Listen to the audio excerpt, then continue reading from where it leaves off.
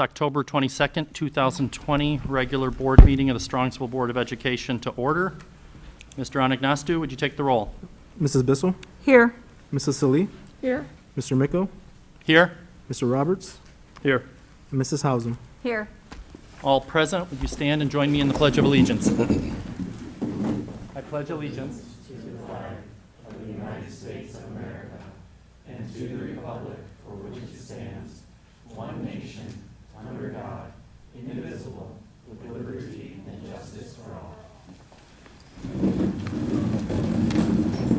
The next part of our agenda is our district goals, where we remind ourselves that our three district goals are student academic achievement and growth, financial prudence, and community engagement. And it goes without saying that during this time of COVID-19 pandemic, all three of those goals are challenged.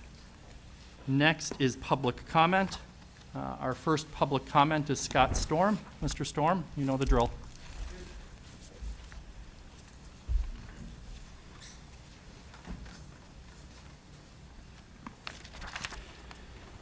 Good evening to the Board of Education, Dr. Ryba, Ms. Pelko, George. Scott Storm, 14111, Wilma Drive. Mr. President, just have one paper to read. It has been a long, exhausting few months for all of us.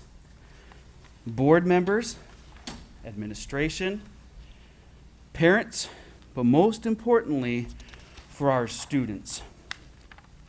We must remain focused on why we are all here, and that is, as a district, to provide the best education for all students. Above and beyond everything else, their educational success is our collective number one concern. Strongsville parents are strong advocates of a quality education for all children, which is evident by their speaking up, joining the Remote 2.0 page, other pages, signing the petition, making phone calls, having in-person conversations with the superintendent, board members, and administration, sending emails, signing up for focus groups, and sharing their concerns. As parents, family members, and community members, we have worked tirelessly to share with you the need of a teacher for all students, not just for those in the buildings. They have shown their commitment through their actions. We are asking for and expecting what is best educationally for all children, all students in our district, whether they are in the building or at home. With that in mind, thank you to the board, to the superintendent, vice superintendent, those within the administration who assisted in hosting focus groups where parents could share with you their concerns and community members' concerns about the remote student struggles within Solo and Solo 2.0. Thank you for listening. The K-5 students need a dedicated teacher who is with them every day, all day. They need to build a relationship with their teacher, and their teacher needs to build a relationship with them throughout the school year in order to foster growth. Children need everything a teacher does. They need teachers to facilitate a complete learning experience daily across the curriculum. We have always trusted that the educational model the district has implemented in the buildings is the best in the best educational interest of the students. Therefore, the closer you mirror the in-building experience, the better the result will be for the remote students. The other group of remote students in grades 6 through 12 has many who are struggling to digest and comprehend the material on their own in the solo program and desperately need your immediate support For example, the district needs to provide live streaming as much as possible, which could act as a life raft to help keep them afloat as they bob above and below the stormy sea of educational waters this year. We thank you for taking accountability for the situation, and we look forward to hearing you take responsibility with the proposed changes this evening. We anxiously await the parents' suggestions for educational improvement to come to fruition tonight. We are expecting that the changes will fall in line with the district's mission statement, which is Strongsville City Schools, in partnership with the community, will ensure all students reach their fullest potential through challenging curriculum and activities provided by a highly qualified, motivated staff in a safe, supportive environment with up-to-date facilities and technology. Thank you again for your time, your effort in the past few weeks in working to provide a long-term, sustainable solution that demonstrates all students are valued equally, regardless of their learning location. May God bless all of us as we move forward in the best interest of the children and the students. Thank you. Thank you, Scott. Next is Rochelle Gallagher. This is your first time, name and address, and you have approximately 3 minutes. Okay, I'll talk fast. Rochelle Gallagher, 16540 North White Oaks. So I have a child enrolled in the Responsible Restart Plan in the high school. I trust Dr. Ryba to lead our district and the model that he developed. Last week, you voted to send our kids to the high school full-time where the county risk is level red. The plan every parent in this high school agreed to 10 weeks ago when we sent our kids to school was that our kids would not be at the school full-time when the county's red. To me, this vote violates what has been communicated for months, that the health and safety of our teachers, our students, and our staff was #1 priority, and all decisions would be based on that. The county risk level is our only measure of safety. Trust is built on integrity, doing what you say you're going to do. We're repeatedly being asked as parents to trust you, and I hope you can see where my dilemma lies. The model states unless immediate actions required that a 1-week notice would be issued. The increase of a county risk level is a reason to take immediate action. I asked the board to remove that timeline of notification and allow Dr. Ryba to do his job as superintendent and to execute the plan that the board approved. It's apparent that the high school cannot social distance. It's no fault of kids. They want to be there. We all want to be there. It's just capacity issue and how big they are and the complexity of their cohorting. I urge the board to adopt, and this wouldn't be my top priority, but a hybrid model at the high school until at least the semester ends. Give Dr. Ryba and his team time to find true solutions at the high school, just not Band-Aids. We're putting our kids in the equivalent of a Black Friday rush during Walmart during a pandemic, and we truly don't know what's going to happen in 2 weeks. I really hope it's not as bad, but I don't know. We know that streaming classes for the overflow is not effective. Dr. Ryba, I'm an educator too, I was, and I 100% agreed with you on that point, but we're using that as our solution. My son has 3 of those classes, and I'm fully okay putting my son in a situation and losing a little bit for the benefit at all. But when I asked the district how much percentage of that class, they wouldn't tell me, which leads me to believe it's a little bit more than a few classes. And if, by the way, if we keep that, can we just increase the Wi-Fi? Because the consistency is a little bit sketchy. I know that the school size is only a few, by the way, predictions are now saying, and I will say, last year I thought when I didn't go back to work in March, I'd be back this summer, and then it was the end of the year, and now they're telling me it's next year. Like, I have no idea when I'm going back into the office. Predictions are now saying that we're gonna be under these current restrictions till at least mid-2021, and we really need to give our kids a really good, optimal solution. I know it may not be an ideal, but optimal in what we have. I wanna be clear for everybody, because it's so nasty right now in social media, it's horrible being a mom right now, that I don't want any of these schools shut down. In fact, I want the complete opposite. I want as many opportunities for our kids to stay engaged and connected as possible beyond just academics. I mean, the clubs and all of those things are so important. My child was a senior last year, and her thing was, if she knew that that was the last day she was in school, she would have done things differently just for closure. And it's a testament because the kids in the high school didn't want to leave. They loved our district. And I will say my son has benefited from cross-country, and I thank the district for offering the sports as much as we can within the confines. I know, Laura, I mean, you're a big part of that big night, and things and opportunities that we can be creative to just give them something is phenomenal. My really fear is somebody above us is going to come us and completely shut us down, and we've got nothing. My second ask is really just for true transparency on the data. The district stopped tracking the data criteria publicly September 25th. And when we track data, it's important to when we track trends down, we need to track them up too, and indicators were leading kind of up for us, and it really helps us with decision making. My final ask really truly is our Strongsville community. Can we just be respectful of each other? Never once was this plan stated that if the county was red, the high school would be full time. And we all know that. Every one of us who signed up knew that. But for those of you that want your kids full time and you're just feeding fully, I will just say to you, you've got private options too if you want to keep telling us to go solo. And it doesn't feel good to say that. I don't want to say that. We all want our kids in Strongsville. That's why we're fighting. That's why they're all fighting amongst ourselves. Our behavior of our parents is just diverting our resources to constantly address us as the parents and responding to us.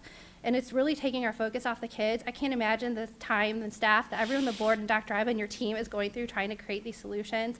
I feel like you're playing a game of whack-a-mole, and it's just everything is popping up and you just can't get fast enough. It's really embarrassing, not for you guys, but just for our community. We're all over the news. It's really not positive, and it's not a place that I really am proud for us to be. In closing, I'm just asking the board to trust the model that Dr. Iba put out. If you actually looked and we looked back now, it actually fit perfectly against the criteria. A little tweaks in here and there, notices and things like that. That's perfectly normal in big project implementations.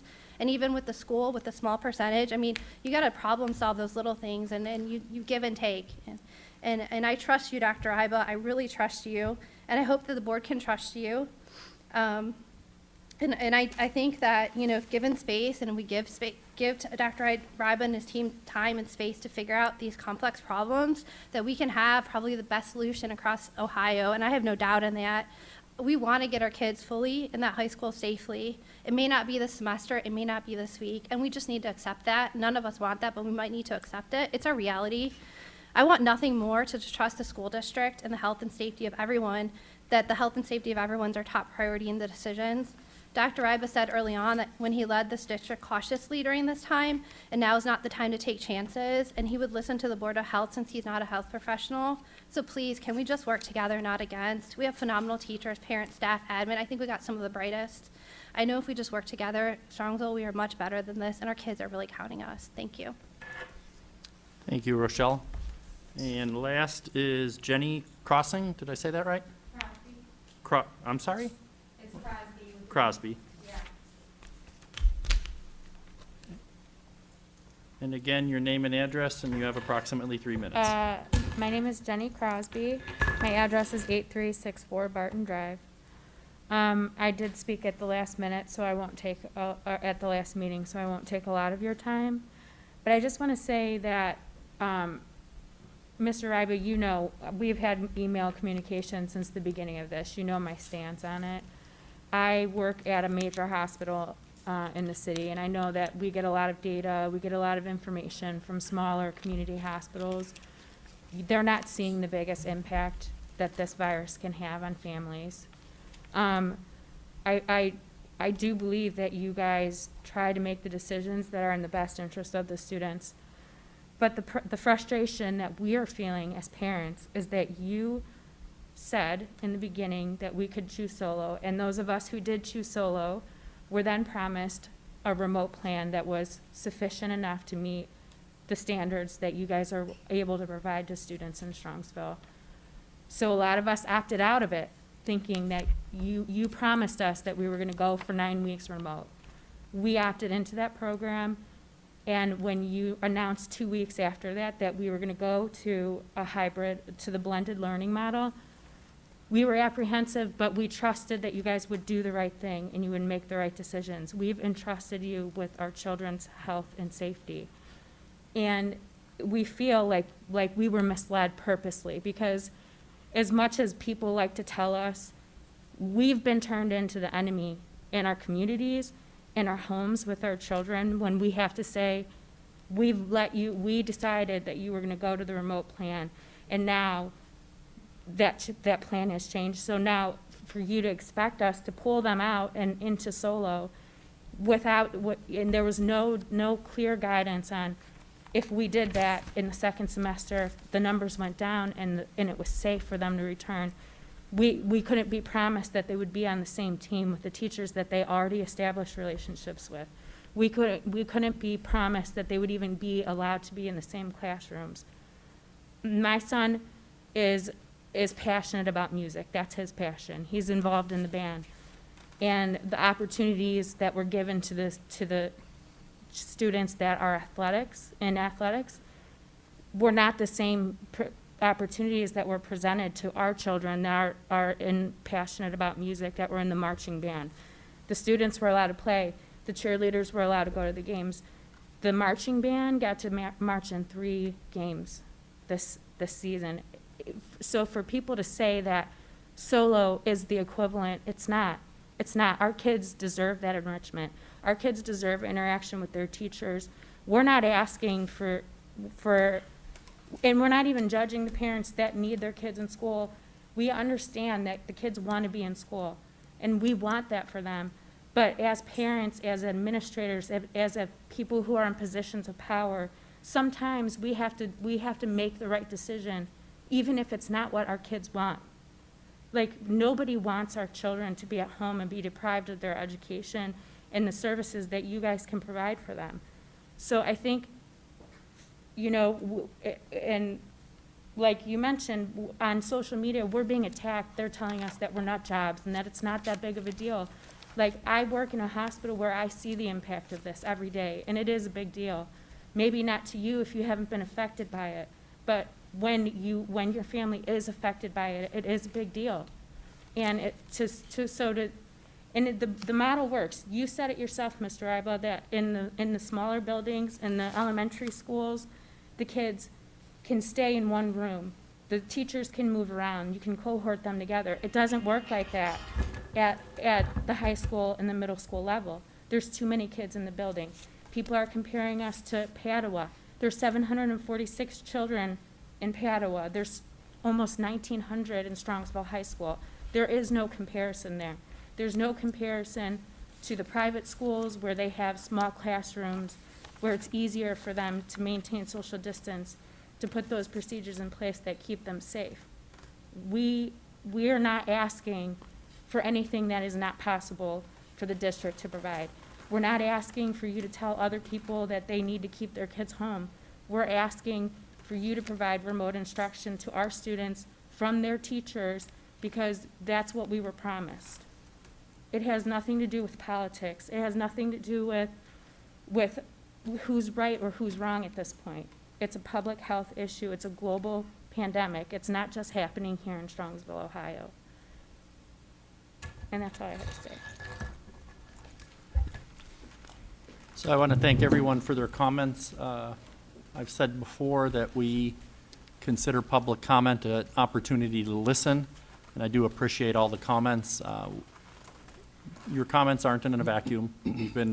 We've had our focus groups, et cetera. We work through these issues every day.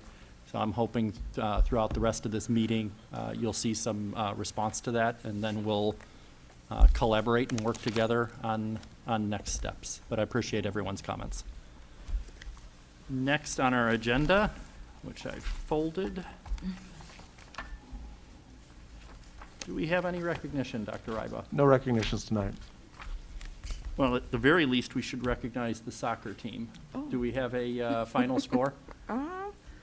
It was 4-0 when I left, around 7. Well, I'm So, confident that the 0 stayed and maybe the 4 went up.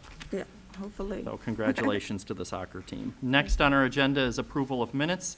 We have the September 3rd and September 17th Board of Education meetings. The district video and audio recordings are permanent part of the minutes, and they're available on the web. Do I have a motion? So moved. Second? Second. Motion by Mr. Roberts, second by Mrs. Hausum. Any discussion? Hearing none, Mr. Anagnostou. Mr. Roberts, Yes. Mrs. Hausum, Yes. Mrs. Bissell, Yes. Mrs. Salee, Yes, Mr. Miko. Yes, and the motion carries. Next on our agenda is Treasurer's Report. Mr. Anagnostou. Thank you, Mr. Miko. Good evening, everyone. I have a few items for your consideration tonight.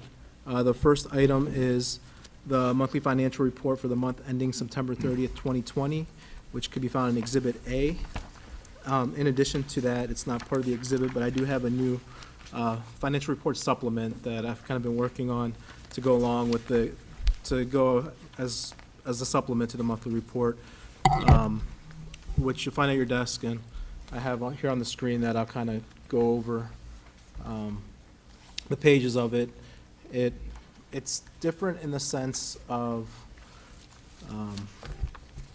it's a comparison to the 5-year forecast versus actually projected and how we're trending for the fiscal year.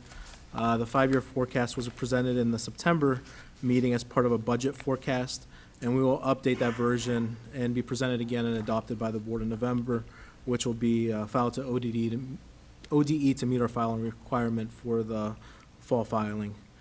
This report is broken down into the following sections.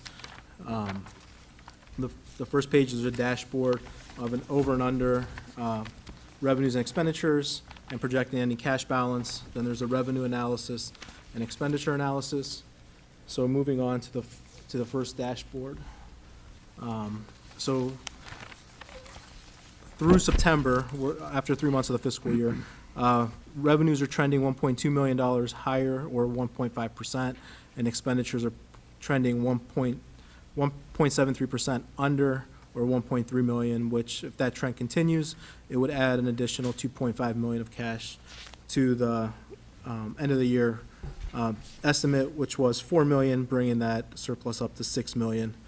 Also, cash is 9.9 million higher through September of this year compared to last year, and the primary reason for that was the new levy that we started collecting on at the beginning of the calendar year. Moving on to the revenue analysis. Revenues for the month of September were 11.3 million higher compared to last September. Although it's higher, it's more of a timing issue. Typically, property taxes are collected in August, in July and August. This year, because of COVID, it was pushed back a month, and they were collected in July, August, and the remaining was collected in September, so that's why it's significantly higher. If we go to the bottom of the page, year-to-date revenues kind of normalize, and it's $932,000 higher compared to last September through the year-to-date.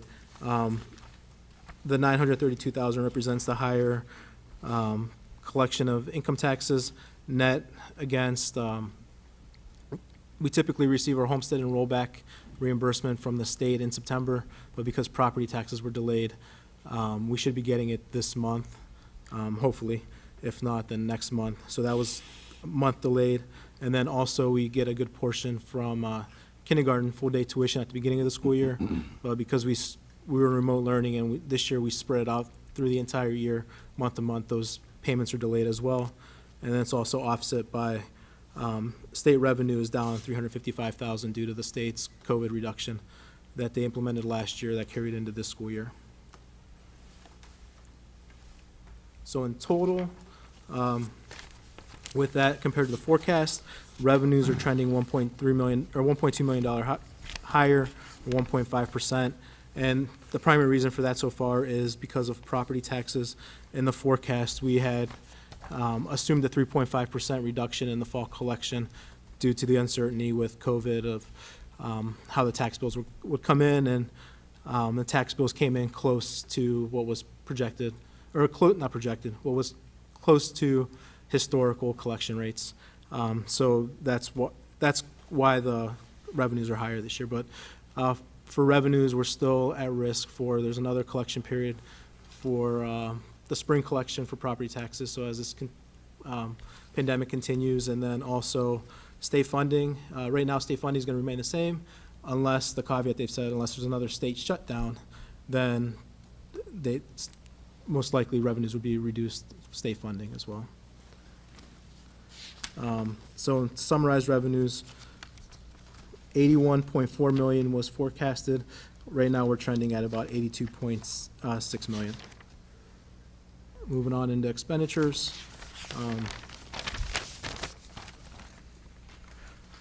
Comparing September of this year to September of last year, expenditures are up by $568,000. A little portion of that is salaries and benefits, but the biggest chunk is other expenditures, and what that is made up is the county auditor fees. We do pay a 1% county auditor fee for them collecting our taxes, so because the revenue was delayed a month, so is the associated expense. So it was a timing, and then if you look to the bottom of the page, revenues for this time of year, for the fiscal year, cumulative through September compared to last year, are up 42,000. But if you look at the chart, salaries and benefits are up 225,000, while purchase services are bringing it down. And the primary reason for that is some of our contracts that we have in place. Some of the services haven't been provided yet because we were in remote. Now that we're coming back, we should see an increase in that as well, and it's also timing of when those invoices are received and paid. And then how we're trending for expenditures, $1.3 million under. Most of it is in salaries and benefits. Salaries make up about $433,000 of the, or 1% of that total, and benefits are 3.3, and a lot of it is due to some open positions that were budgeted that are in the process of being filled, and changes in benefit levels or benefits as well, who's taking it. So we'll keep an eye on that, but these totals also don't include any adjustments that we might need to make throughout the year based on remote learning and other needs that might come up due to the circumstances we face. So this year could be a volatile year compared to years past because of due to the uncertainty of the situation we're in. So that's the new report. It'll be on the website under the Treasury Department with the monthly report as a supplement. So it's a little bit different compared to the normal monthly report, but it compares the forecast to actuals and trends. So it's more numbers than the other one, which is more charts. Any questions? No. I like the report. It encapsulates everything, and it gives us a good snapshot, and lets the board and the admin team keep a pulse of what's going on. It goes without saying that there's so much uncertainty. We need to continue to watch where we're at, and, you know, I don't have a crystal ball, nobody has a good crystal ball, but we'll continue to be wise with our finances. Anyone else? So moving on to item B, which require a second vote, or a standalone vote. It's a scoreboard advertising sales agreement. It's with the athletic boosters. It's a revision from the March 12th agreement, and this revision encompasses the August 14th Raising Cane's donation of $30,000 for the scoreboard. So it'll bring down what was owed by the boosters, a revision from what was owed from the $81,000 down to $51,000. So it's a revision to that agreement.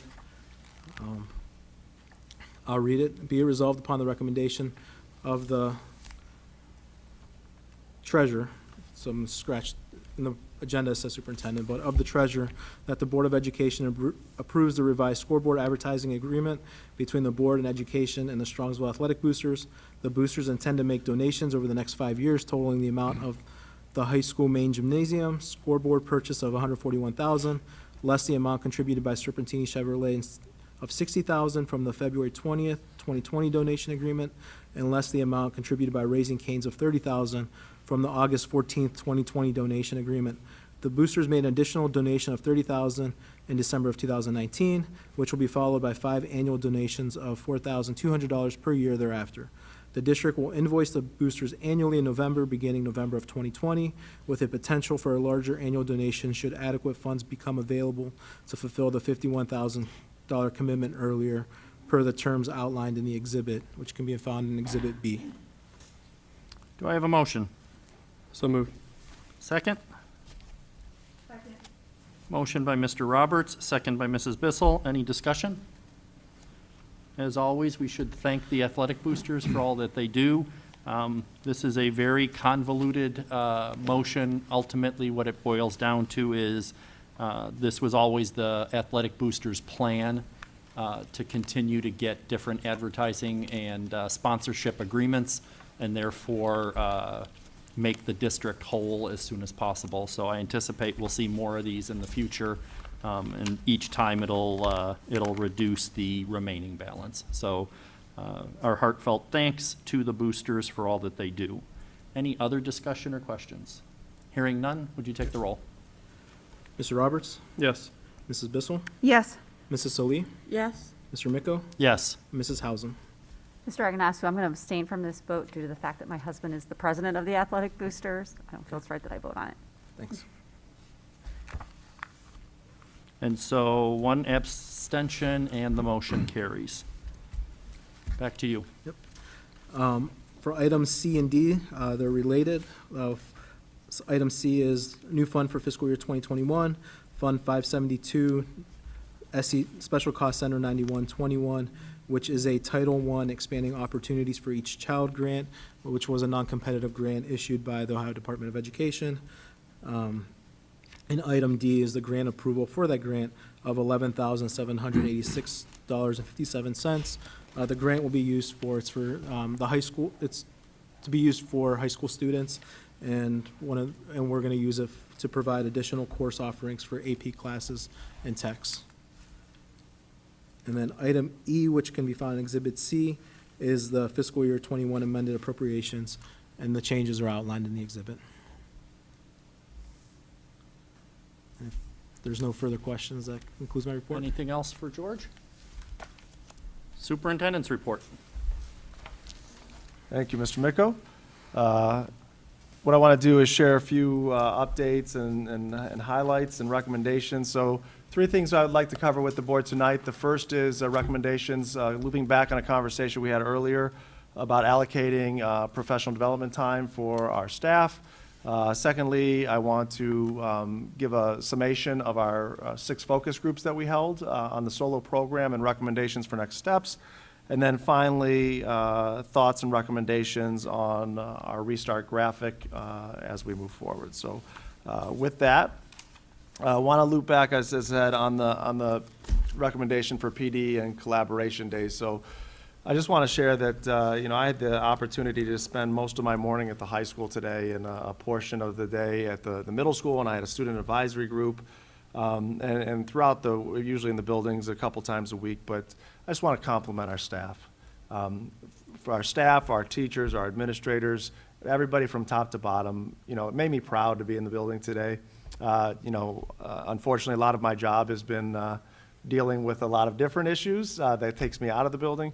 But I just want to share from top to bottom, everybody around, everybody is working tirelessly to do the best job that they possibly can.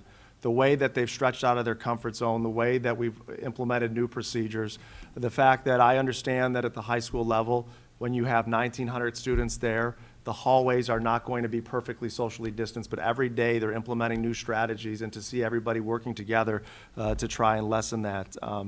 And so to see how far our staff has stretched and pushed themselves to get better, as a colleague of theirs, it makes me proud to see the work they're doing. At the same time, it makes me recognize 2 things. First of all, that the training should not stop. It needs to continue. And secondly, if we want it to be integrated and systematic, we need to give the people time to process, debrief, work together, collaborate in new and different ways. And that's what's going to have the synergy to spread across our district. So I know I presented a plan earlier. I've modified that plan. And so what I'm recommending is that the board give me the authority to implement 3 professional development days. One of those days would be November 3rd. This would not impact students at all. It's already a non-school day. To provide training for our staff, we swapped a summer day for the November day. So this, if we want to require staff that would not typically report or already fulfill their PD responsibility, we would need to provide compensation to do that. So I'm recommending that we provide compensation.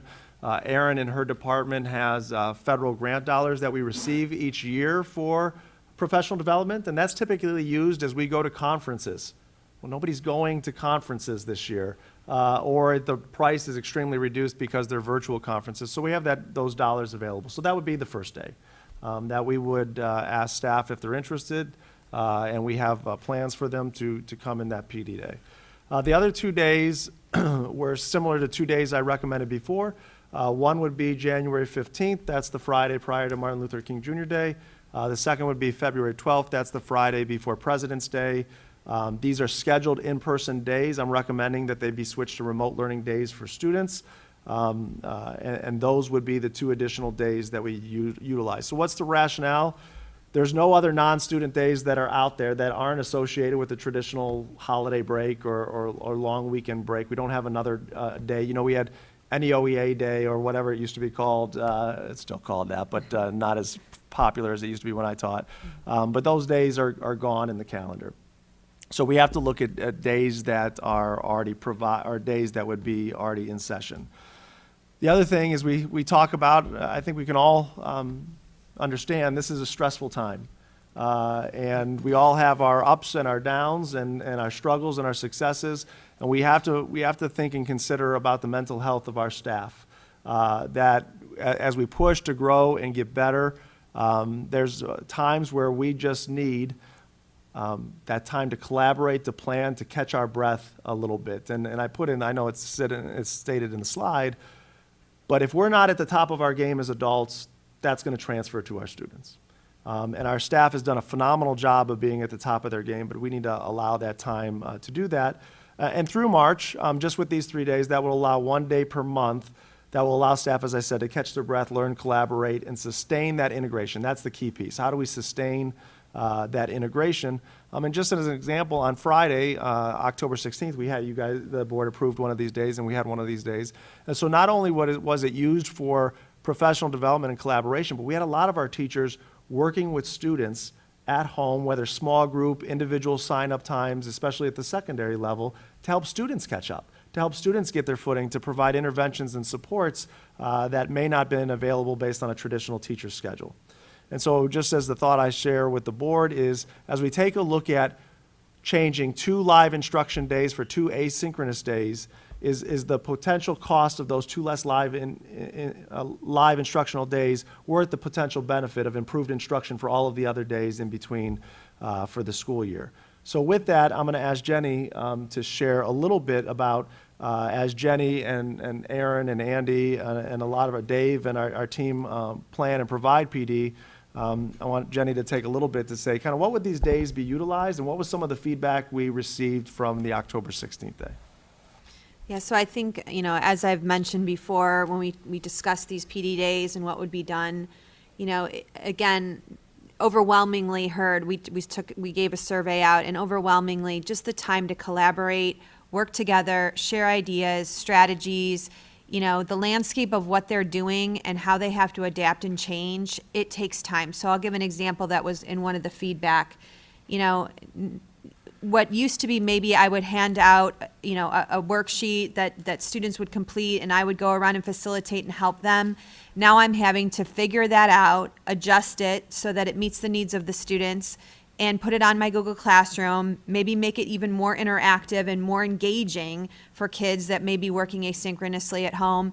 And all of that takes more time than it would if they were all present in front of me and I'm handing something out to them. So, you know, just again, to try to create and share and make things, you know, personalize the learning for what students truly need is important. We've heard loud and clear that parents want videos. They need that help when students are quarantined, to have those instructional videos that they can watch. It just helps so much to see that instruction. And so, you know, not only just to create the videos, but to decide, okay, what power standards am I really trying to teach here? You know, to watch a 45-minute video for a second grader, that's not going to go well. So how can I kind of condense it, make sure what's important, what the student needs to know, and work with my colleagues to share the load? I think to have them plan for that and create them. And we've seen some examples, and they're just wonderful examples that they put together on that day.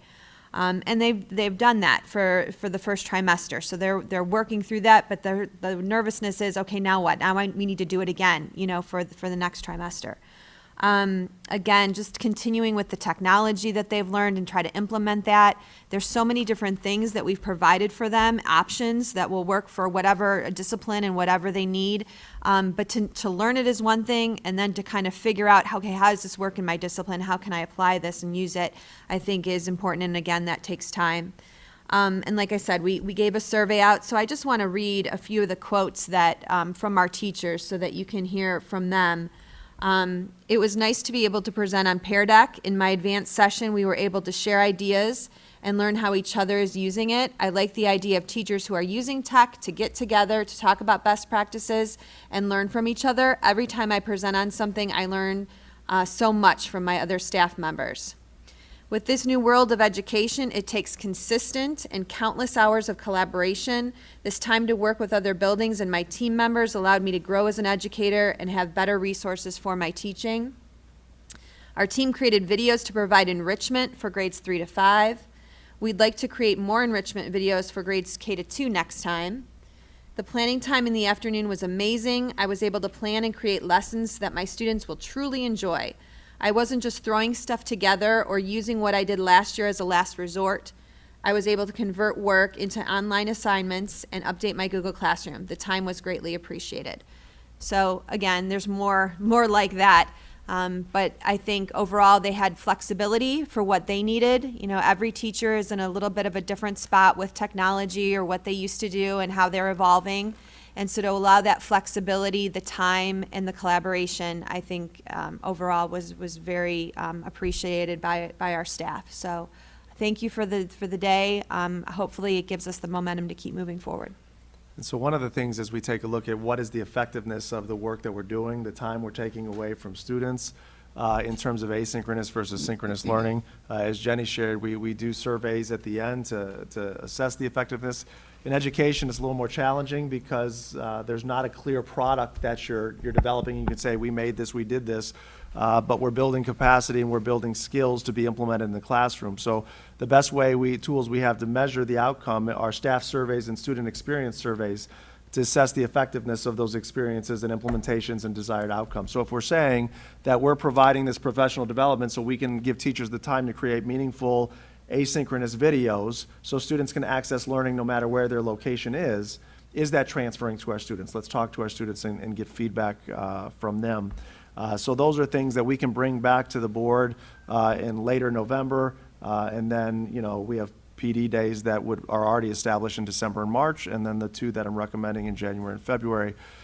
So to wrap up this part of the conversation, there does not require this is not technically a change to the calendar, it's a change of location of learning. Therefore, there's not an official vote of the board, or is there a 30-day hearing that's typically a part of the calendar. But I do need consensus of the board as to whether I have the authority to move forward and begin to communicate these professional development days or whether I do not. So, Mr. Micko? Any questions for Cameron? Any discussion? Dr. Rabbit, as far as the days, I think in any profession, doing professional development is absolutely necessary.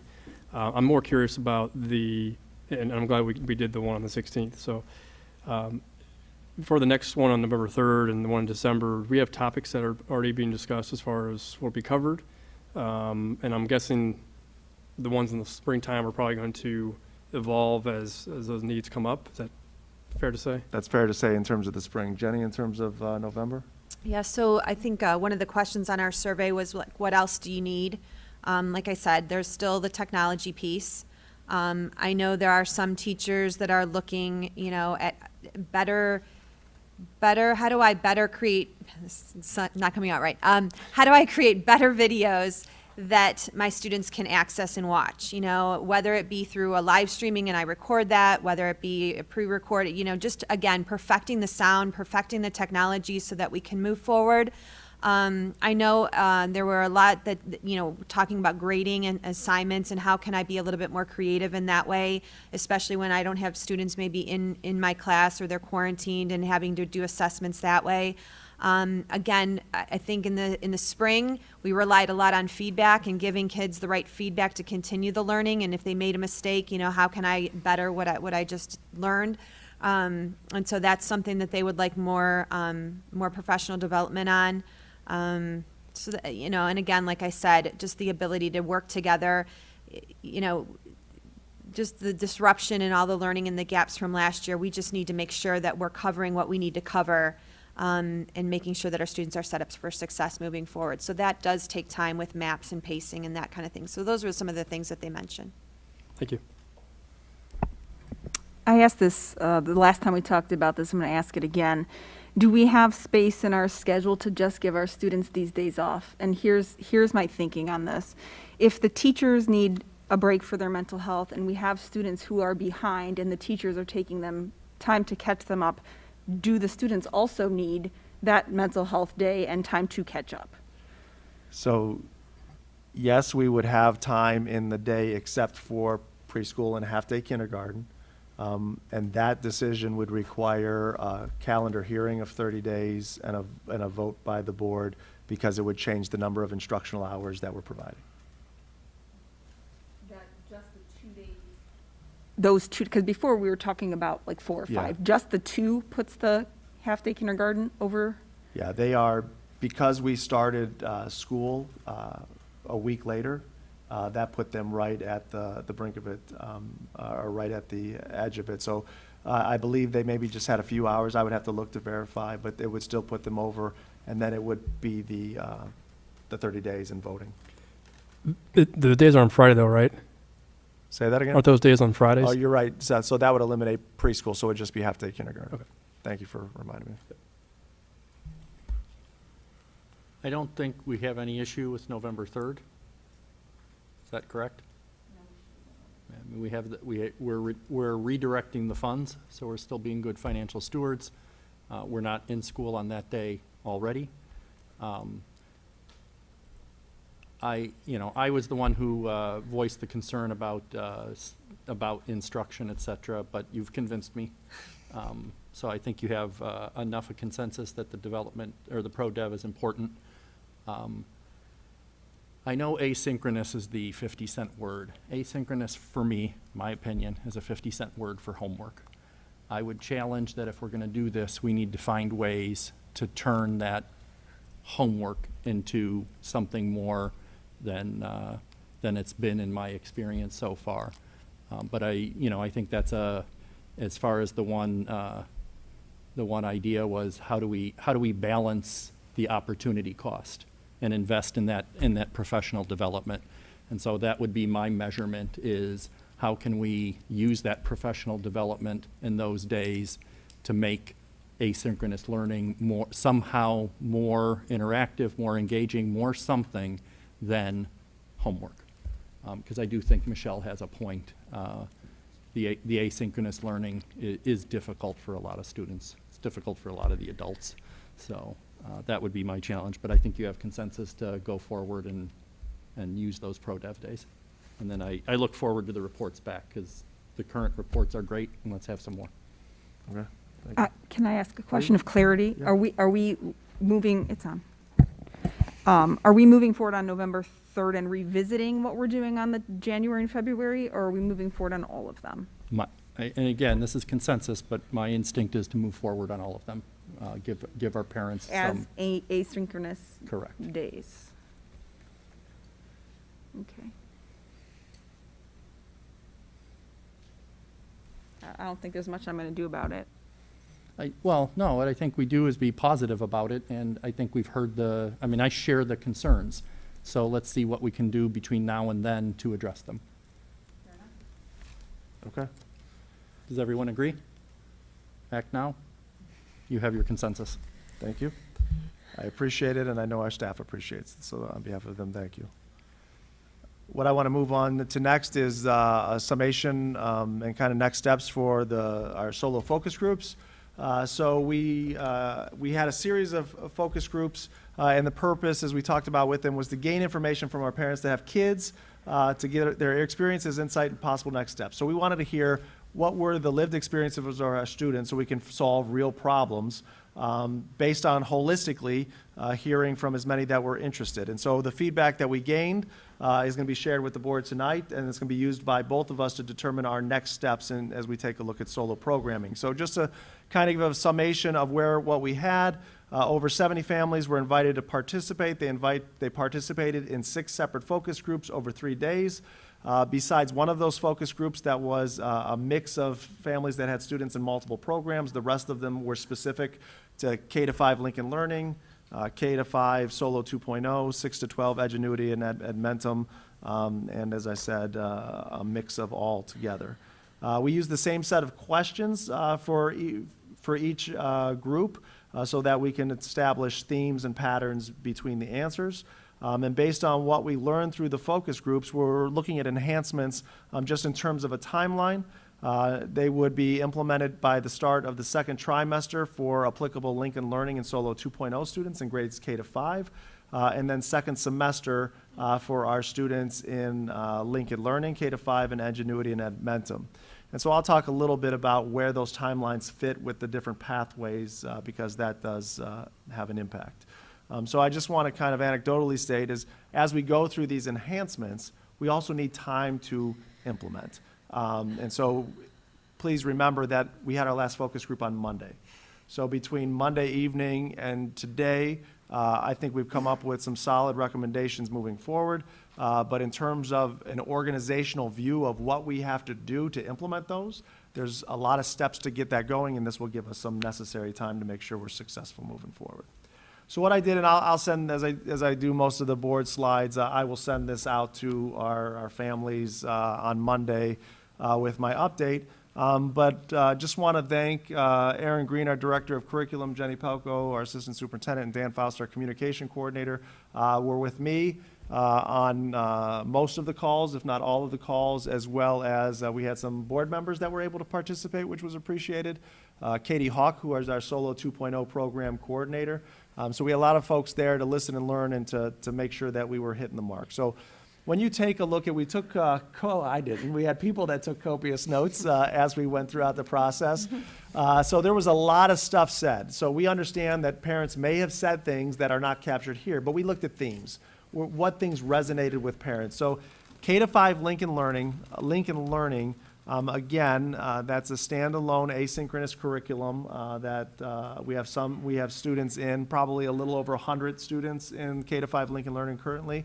And so what were some of the themes is they made a choice based on their family. A lot of that choice was we didn't want to go through the different changes. We wanted structure, we wanted consistency, and we picked that this was the best option for our family. They felt predominantly the platform was user-friendly. They really liked the video content, but thought there just simply wasn't enough video content. They wanted more of that. Our parents were very much wanting reassurance that the pacing that's happening in Lincoln Learning is matching the pacing that's happening in Strongsville City Schools, just making sure as a parent that I'm on track with my child, because the other part of it is whether it's at the semester or next year, when my child reintegrates into the school district, we want to have a plan for that, and we want to make sure they're successful whenever they reenter, whether it be January or next fall. Another big theme that was there, and this was pervasive throughout all of them, is that there's a lack of connection between our students in the solo program and the school district. Clearly, the majority feel that they are this separate entity that is not feeling a part of it. So opportunities to be a part of the district and specific communication to our solo community. They did appreciate, some families expressed that, hey, when we reached out to the school district, whether it be special education questions or 504 questions or health, that they were supportive. We met with families. They felt like they were always appreciated, and I think every group gave a shout out to Erin over there about her wonderful communication skills and responsiveness, and we're very appreciative of her. You know, they also, this wasn't a specific question, but they talked about, you know, why they didn't switch to Solo 2.0. They wanted consistency and they wanted the flexibility. So they gave examples, hey, if Monday's a math day, we can do all math. They didn't want to be locked into a schedule or a time or to being online. So they liked the consistency of that they knew what was going to happen for the whole semester or the year, and they liked that they had the flexibility in their schedules. And then, what also was a theme through a lot of the programs is that students are building independent skills. They're becoming self-directed, they're taking advantage of flexibility in their learning. They can kind of map with guidance, and depending on the age, they can kind of map out their day. So they were seeing that there's been some enhancements in their skills that way. So that's K-5 Lincoln Learning, some of the themes that we found. In terms of Solo 2.0, it was clear based on the feedback, it must evolve, and we must have more live instruction. A lot of it also, there was a strong theme about that social emotional support, being a part of the school, classroom community, rapport, connection. Just a specific feedback point is, okay, if you have 30 minutes of live instruction a day, it doesn't afford the time for discussion, Q&A, getting to know one another. A couple parents said, I don't know, my child doesn't know any of the other kids in the class, and that's not what we want, so that's something we need to address. We need to provide greater consistency and structure for the kids, for the student day, and parents want students to be able to have periods of independence. So what that means is that there was a division in the feedback we received from the Solo 2.0 families from, I want a remote 2.0 experience and I want a very structured scheduled day, to, I want to have those periods where I don't have to be online. I don't want my child to be online looking at a computer screen all day. And so the idea of being locked into that structure is something that some parents were not interested in. There was a theme of not enough work or complexity of work, and parents were feeling that they were having to supplement, that some of the work being given was busy work, and that student feedback was lacking. There were some bright spots that were shared, but as a holistic theme, that more feedback needed to be given, whether it be formally or informally through discussions, questions, and answers. They talked about, in that 30-minute time period, there's still some disruptions to it, not in terms of misbehavior, but where's the link, how do I find this, things that were taking away from the time and engagement of the live instruction. And then, other feedback was the pre-recorded lessons and timing. Pre-recorded lessons are a part of the program, they're being given, but there was some feedback at some grade levels. The pre-recorded lessons were happening after the assignments were given, so the timing issue was not lining up. But predominantly, teachers have been great. They're very appreciative of the teachers and the work they're doing, and consistently said teachers are doing absolutely the best they can, but here are the other themes, the negatives that are part of the program. In terms of the 6 to 12 edgenuity, one of the things in 9 to 12, and this is the feedback we've given to some of our families and Aaron has that have reached out now, if you are a high school student, you start from the beginning. No matter when you start, based on, these are semester classes. So in 6th, 7th, and 8th grade, if you start in edgenuity, you can take a pretest, it can figure out how much you've learned, and it can place you in a relatively similar spot in the course. But with credit requirements, the NCAA clearinghouse, other things we have to make sure of, if students said, because we're now in person, hey, I want to go to Solo, you go to the high school, we're telling you the last quarter of instruction you took, you're going to spend 3 quarters to get through 1 semester of instruction because you're starting at day 1 in edgenuity or Admentum, and you're moving from there. So that's the challenge. And they send you weekly emails. These emails, it was a clear theme, they're causing panic within our parents. Because it will say you're 3 weeks off.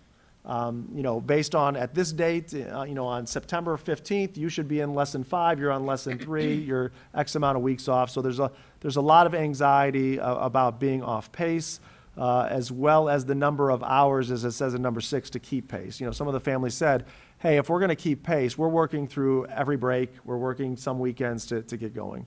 There was some feedback about some printing issues. They do provide guided notes, Aaron. They do provide guided notes, so some of the families felt that it was best for their child's learning to print those guided notes, which are extensive. So those were some of the concerns that were there.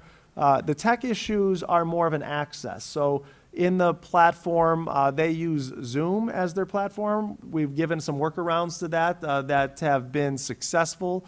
But it's a workaround the Zoom because of the securely and filtering system we have on our Chromebooks devices that are home. As well as in the platform, it'll be, go to this link, check out this website, and those may be blocked through our filter. Aaron and Dave in the tech department have always whitelisted those and fixed those, but we're talking about, or we'll get to that in the solution. So we've got an area where we can problem solve. Again, these are not Strongsville City Schools teachers. These are contracted teachers that are student learning advocates as well as teachers. And predominantly, the feedback was very positive. They've been responsive. They've been helpful. There were some outliers, but that was the theme. And as some folks may know, with some of our classes, with our AP honors classes, some of our music classes, a part of that is live streaming. And so there was at least one father on there that said the live streaming of the AP class that we've piloted has been extremely successful. So those are the themes that we learned through the focus groups. So what I'd like to talk about are next steps, first of all, for our current program offerings, because one of the things that we learned throughout this is just as there's a passion and energy that we need to do something different, there's also a passion and energy for please don't change. We have 650-ish families in the solo program, we have not heard from the majority of them. We've probably heard to about 8 to 10% of them. And so we need to be cognizant of the fact that although it may not be working for some families and some families that are extremely vocal about their dissatisfaction, it is working for others. So we can't make global decisions. So the first part of this is, what are we going to do for the families that want to stay in the pathway they're in now? And so for K-5 Lincoln Learning, what we're looking at is providing our parents with curriculum pacing guides so they can have that reassurance of where should my child be at its second grade math in November, and they can have reassurance that they're on track. We need to develop a clear reintegration plan so parents are clear, what's that going to look like at the semester, or what's that going to look like in the fall of next year? The other thing that a lot of the parent groups talked about is, hey, if we can be the conduit to almost have a learning hub together, that we can build relationships with other people in the program that want to do this, of getting our kids together virtually or having other groups. And so, those are things that we're looking at, is how can we connect kids and families in the program? Because, of hearing some of the stories, depending on the age, the kids are isolated at home and don't have that avenue for connection. So if we can do that with interested families, we'd be willing to do that. Also, how can we build connections between students in the solo program and our in-person so they can still feel a part of their home school? And so we're looking at, we'll be developing opportunities for that. As well as another very clear theme is, our families still get the communications from the building, but what they're saying is, Cameron, it doesn't apply to us. It's not inclusive of us, and so we need to do a better job at that. So 1 through 5 is what will be the next steps as we look from now into the first semester or second semester in January of enhancements that we could make and implement to address some of those themes that were there. In terms of K-5 Solo 2.0, for those families that would continue in that, how do we enhance the 30 minutes of daily instructional time? So we're looking at that program. The parameters would be the same. For people that want to continue, it would be the 30 minutes of live instruction, teachers that are assigned, current SES teachers, to do that. But how can we make sure that we're not using that time to take attendance or to get people where they need to be online, but how can we truly use that for high-quality live instruction, question and answer discussion? Again, some of the similar themes: conduit for the families in the program, connections between in-person and students in the solo program. Some parents have done this and found it very successful, but I think we need to do a better job of providing a sample schedule, a daily schedule at home for our K-5 students. Some of our teachers in the Solo 2.0 are creating a daily or weekly checklist. Here's what you need to do today. And that's received a lot of positive feedback. As we talked about, videos prior to instruction. Make sure when we're sending those videos that it's prior to the live instruction so students can see that, or prior to student work being due, so they're not having to do that completely on their own. We need to enhance the assigned work to ensure it's meaningful. We don't want it to be busy work. And so we're starting Katie and Aaron's work. We are seeing significant improvements in this area. It's not where it needs to be yet, but making sure that it's meaningful work, as well as solidifying we need to be better administratively. What are our expectations for feedback on student work to teachers?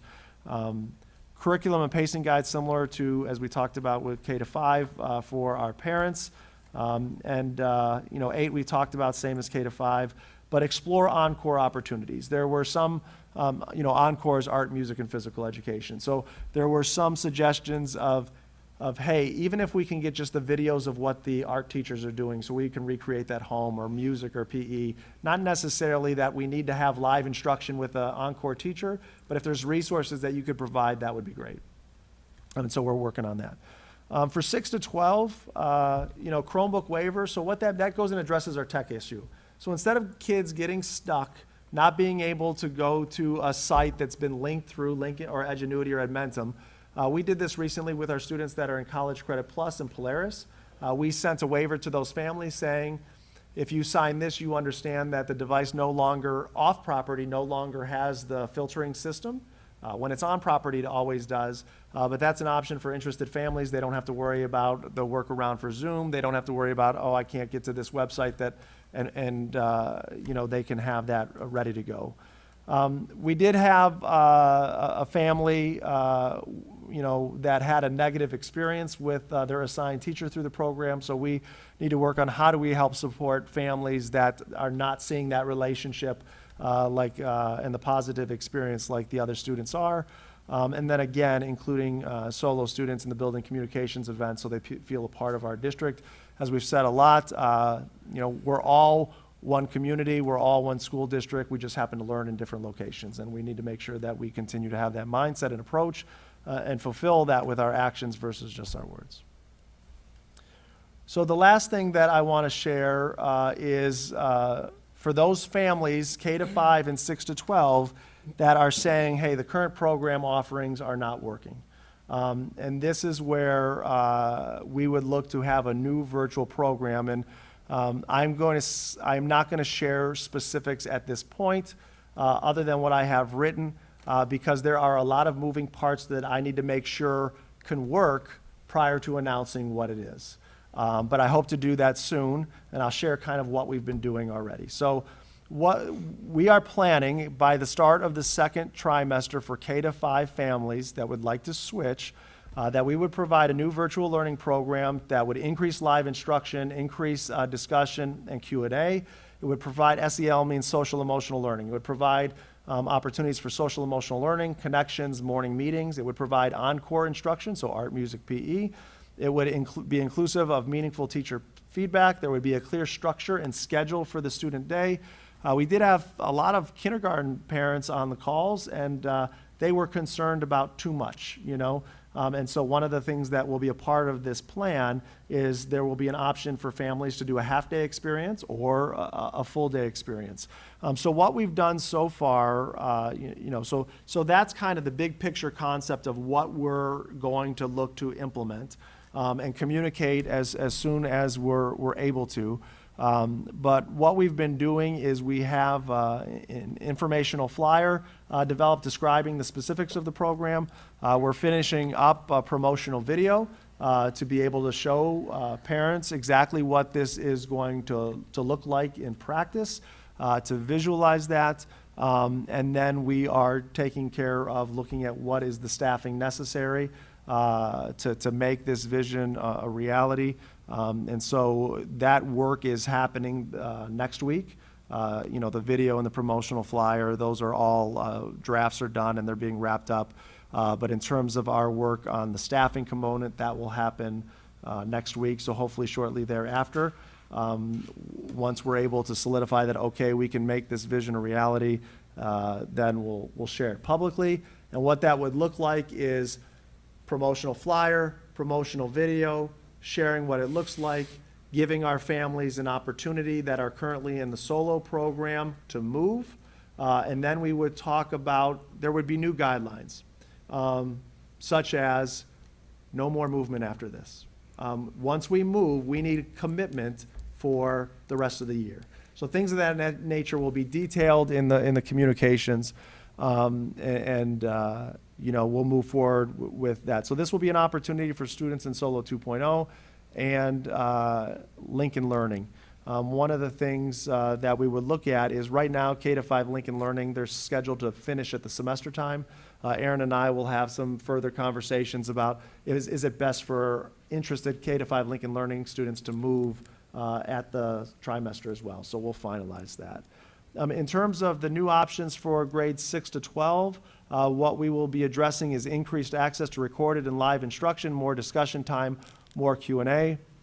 That's really what they asked for. It seems simple that it's one bullet point, but for those of you that were on the call, that's what they wanted. And we think that we're going to be able to provide that. Again, I've got meetings scheduled next week with staff to talk about, the possibilities of how this could work and look. So, I understand that there's a desire to what specifically is it, but I just ask for people's patience as we want to make sure that we're able to fulfill our obligations of what we say we're going to do. But I can say on behalf of Aaron and Jenny and Dan and I, and some of the staff that we brainstormed this work with, that we feel we've got a good option, not just for this year, but a good solid option that could be utilized as a platform for learning at home moving forward. So I don't think I breathed for the last 30 minutes. But any questions or clarifications or further details that I can provide for the board? So for those of us who are calendar challenged, second trimester would be what date? November 16th And the K to 12? is January 4th. Questions?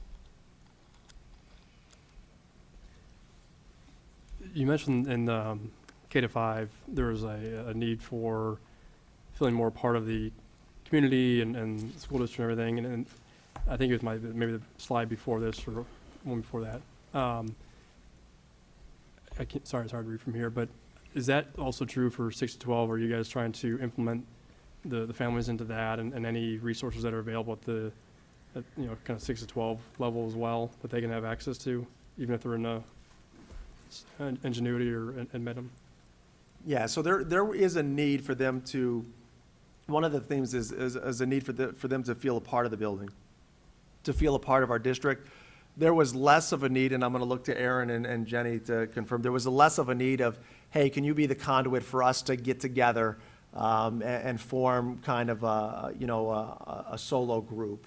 There was not, and my assumption is that's based on the age. They have a social network where some of our youngest learners, there was a lot of folks on the call that were brand new to the district, and so their students didn't have that connection, and the parents did not have that network yet.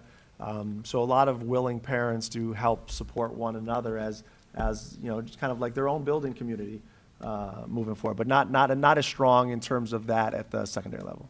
And you talk about the resources. Is this something that, no matter, as long as they're a student of Strongsville, no matter what platform they're on, will have access to, from regards to videos and content and just kind of a place that they can, I guess, the hub that will hold all this? Say that again for me, Seth. I'm sorry. As far as the resources you talk about, the videos that are there, links to help support what teachers are doing, whether it be in person or online. Is this something that all students, as long as they're a Strongsville student, will have access to? It's almost like a central hub they can go to and get those resources? So we're still working through the details. Right now, it would be accessible. So when you look at Google Classroom, which would likely be the hub, you have to have a code to get into that Google Classroom. And so, for example, if I'm a third grade student at Kinsner, I would have access to all resources third grade at Kinsner. Based on, and I'll defer to Jenny or Aaron if you have any other insight, because you have more knowledge in terms of what the specifics that were worked on. I believe they were going to keep it at the grade level in the building. Is that accurate? Grade level overall. Oh, grade level overall. Okay. So as long as they have a Strongsville email address, which all students do, likely they would have access, whether they were solo, whether they were whatever the new virtual program Right, is. yeah. Okay. Yeah. Thank you, Aaron. Just a couple of quick comments or notes that I took. The 6 to 12, I think we heard clearly that we wanted to increase access, whether it's live and pre-recorded. I mean, they just want more resources and more ability. It's good to have a deadline, January 4th, but some of those things, I don't think we need to wait till January 4th, and I'm sure we'll be able to work and deliver those things sooner. And one of the themes that I saw was a little bit of a balance between lots of little things that we can do to improve, whether it be the access, the messaging, things like that, that I think, you know, as we can offer those, we can offer them. I had a reaction to the promo and the video, and what I wanted to just share is that it's not meant to be a marketing tool as much as it is. I think one of the things that we can do better is make sure parents are making informed decisions.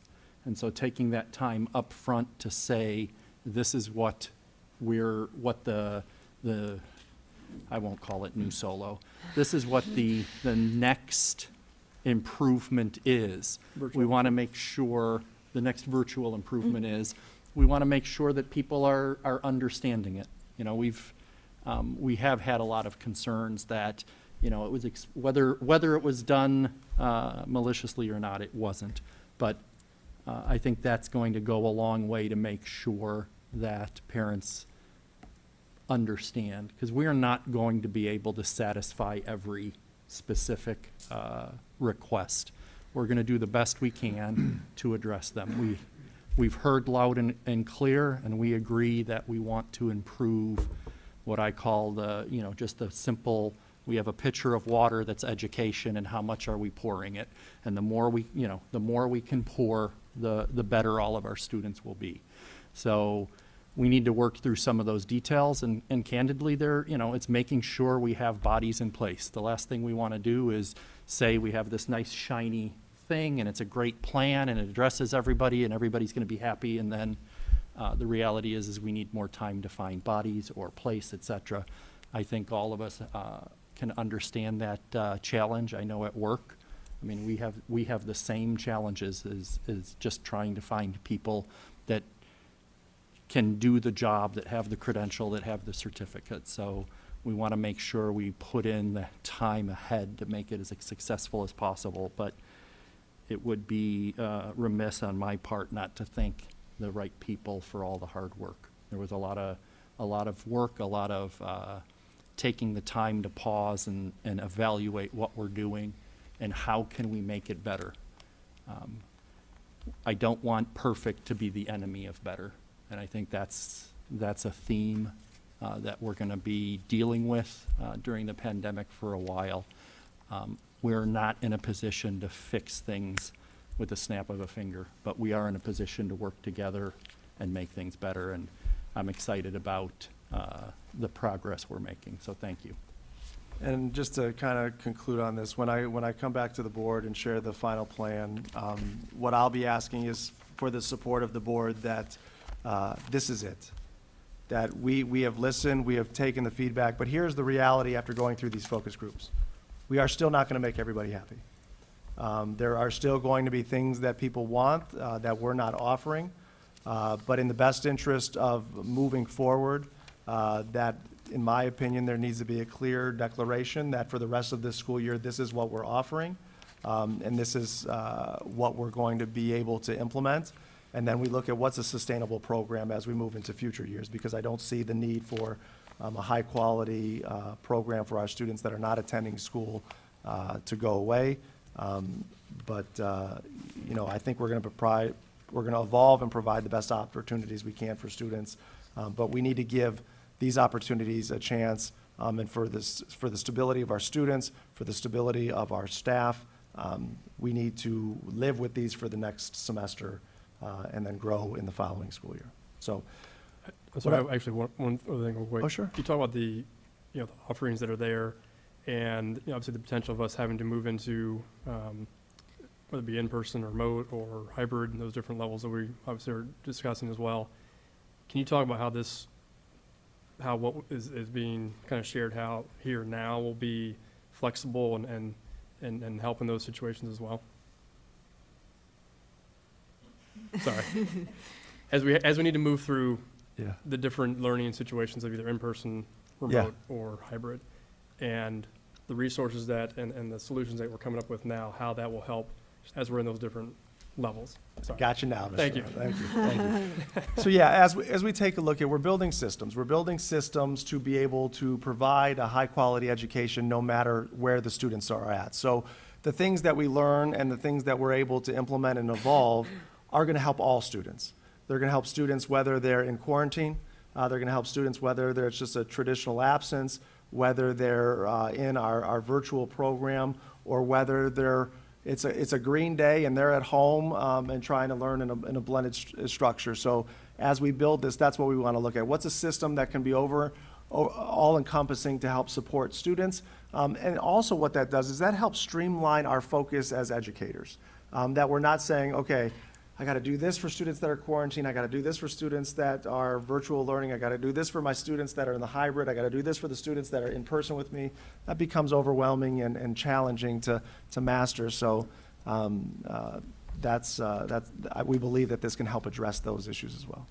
So you talked about in the future, is our goal to get rid of or not Solo 2, all the other Admentum, Apex? Is that our goal, to just have this one program? So for this year, it's my recommendation that we keep all of these just for the families. I would like to see where we are at the end of this year, but I believe that what we're suggesting could replace long-term all of these other opportunities. Thank you. All right, so with that, the last thing that I wanted to share with the board is looping back on our Friday discussion and the responsible restart plan. So I want to focus on two areas, which is the 1-week notice and the 2-week time period. So our current plan says that unless immediate action needs to be taken, a 1-week notice will be given to parents prior to moving to a different learning framework, and the district will remain in that learning framework for a minimum of a 2-week period. So what I want to detail for you is my recommendations to give clarity to this aspect of the plan moving forward. So let's talk about the 1-week notice.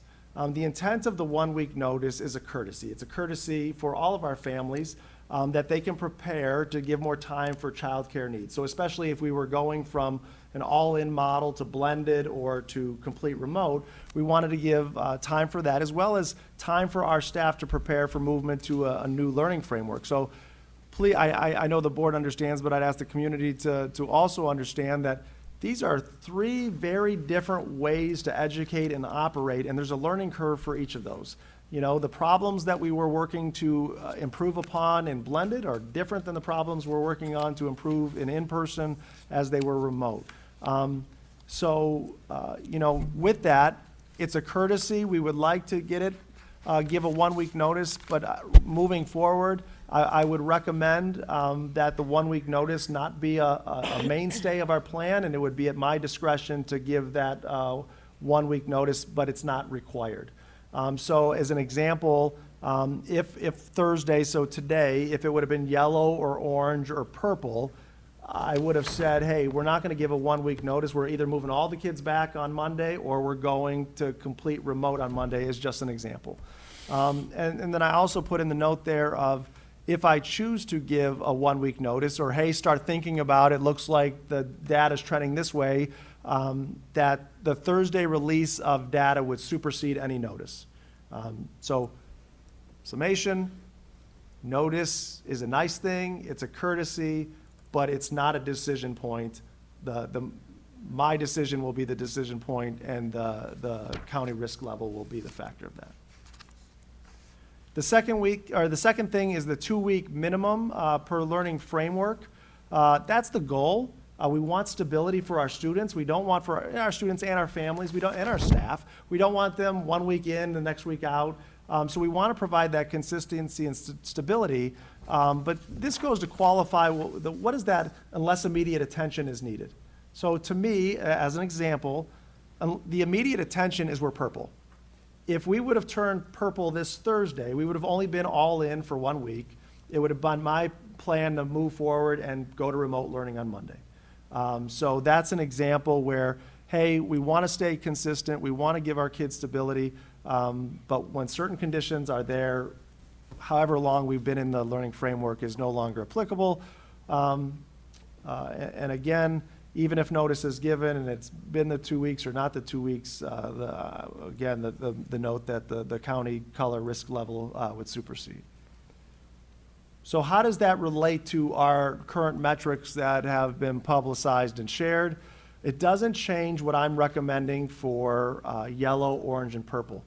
This is the same graphic. The only thing that's different is the note at the bottom, which takes out that 1 week notice and 2 week minimum, because I'm recommending that I have the discretion to make those decisions. So this would state that level one yellow, level 2 orange would be all in. Kids would be there, and whether there's a 1 week notice or not, or whether they've been in it for 2 weeks prior or not, something else, that this would be what we follow. And then for purple, we would be completely remote. The only note that's still in this one is, again, if we cannot find substitutes or we have to quarantine classrooms, those are the caveats to this. Questions on this one before I move on? Is what you're saying now, I guess I kind of interpret that as what this is here. Because you say unless immediate action needs to be taken, and that's what you're saying. You're just saying just take it off. I'm just saying just take it off because it's causing more challenges in understanding it and interpreting what unless immediate action needs to take place. What I'm saying is, as superintendent, I would like the authority to determine, do we need to give a notice or do I need to take immediate action? And so let's avoid that talking point and let's avoid that reference by saying it's our goal, but we're not going to be bound by that. That's the intent. Okay. So the structure of how we'd operate in the learning framework is unchanged. Yeah. So going to red, I'm providing 2 options to the board, and I'm going to share which one I'm recommending. And then there's a third one that the board can discuss if you so choose. So same idea here. This chart is the same chart that's been publicized. It's in our Responsible Restart Guide. I've simply taken off the 1 week notice and the 2 week minimum. And so this is the plan that's currently there. So this is option 1, is that we would have consensus that we're going to follow the same learning framework decision protocol we approved, giving me the authority to not have to be constrained by the 1 week notice and 2 week minimum. Option 2 reflects the board vote from Friday. So option 2 says, on Friday when the board met, we were in the lane of delivery option 1. Cuyahoga County was red. The other 2 counties were orange. And so based on the vote was for in-person, in-building learning. So the graphic has been updated. It's the same graphic. I just eliminated this row right here because it no longer was relevant. So it's for pre-K to 12. If Cuyahoga County is in red, like it was this past week, we would be all in pre-K to 12 based on the board's vote. Delivery option 2 remains the same, which is that it would be blended learning.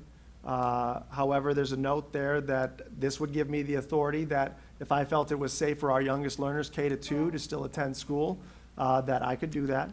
And then if all the surrounding counties and Cuyahoga were red, we would implement remote learning. So this is the chart that I'm recommending to the board that we follow, based on the board vote on Friday. So let me wrap up my whole recommendation.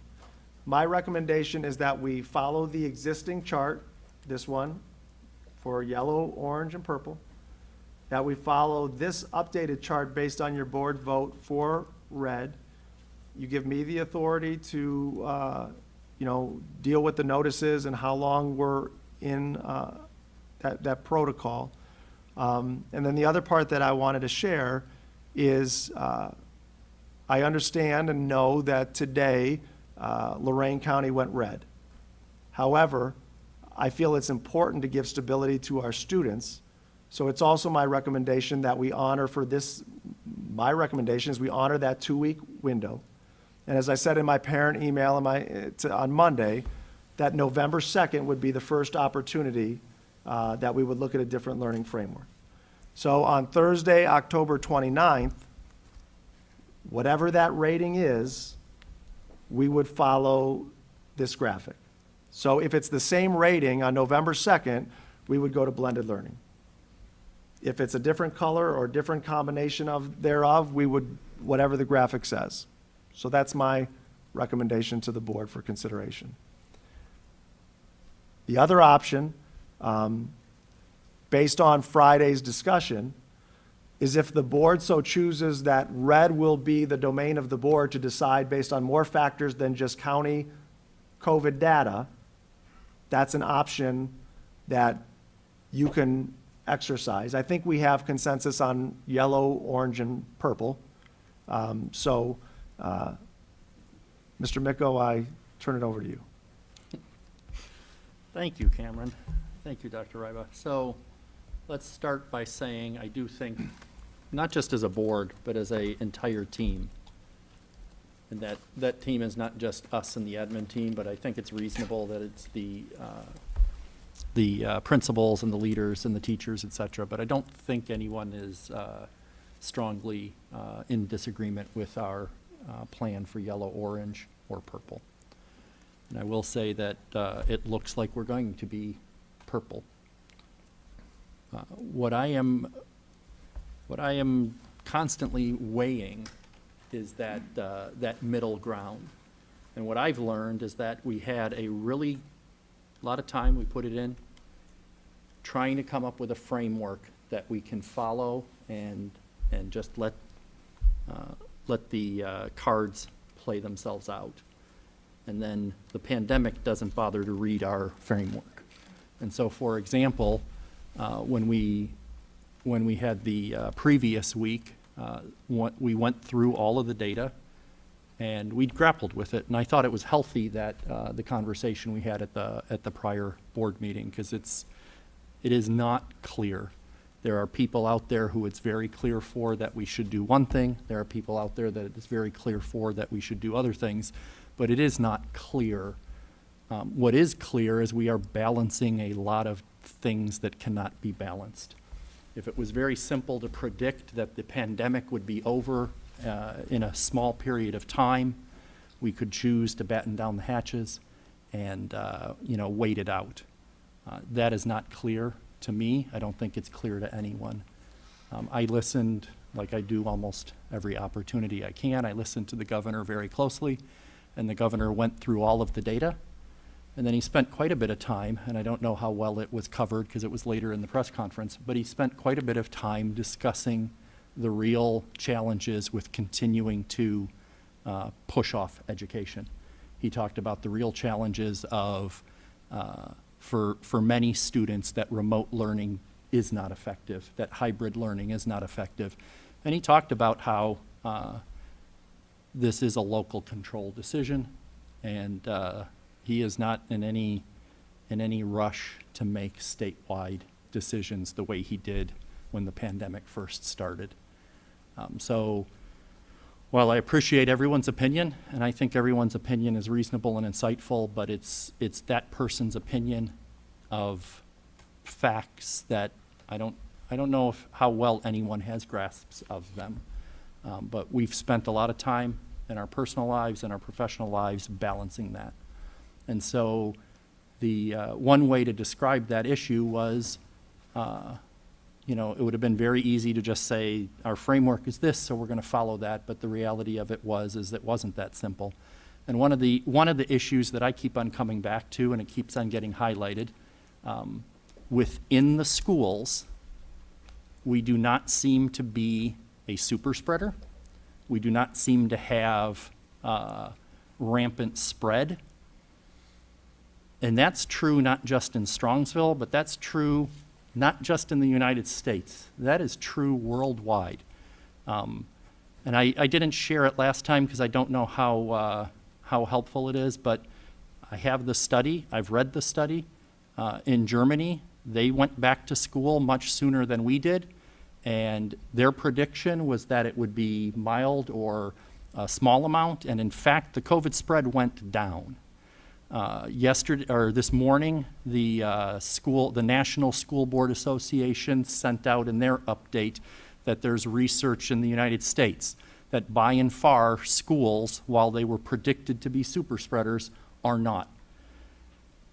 There are a host of reasons. I'm not a scientist. I don't know with authenticity or with specific, but I think it's one of the things that I think is happening, and I think is true in Strongsville, is that in general, we are doing a very good job at mitigating COVID, at mitigating the risk for becoming infected with COVID. Are we perfect? No. You can all go on social media and find the pictures where we could do better.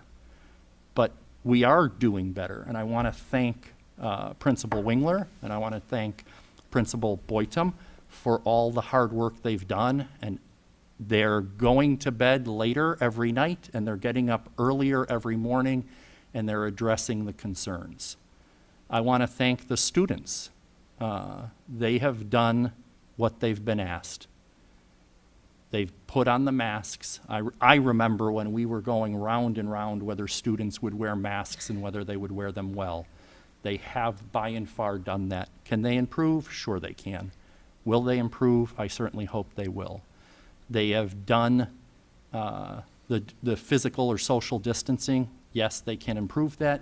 Yes, some of it is we need to figure out better ways to time things and do those kinds of things so that our hallways aren't as busy as they were. But we'll do that. But it is not as simple as we should just batten down the hatches.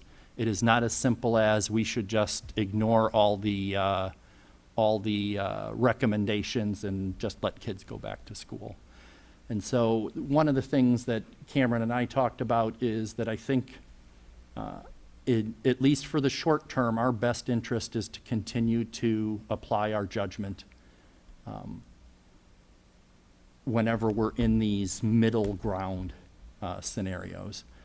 I appreciate that Cameron wants the authority, and I appreciate that he wants to take some of the weight off of us as a board, but I think that's why we're elected. I think that's why we're here. And I look at it as a shared responsibility between the board, the administration, and the entire community.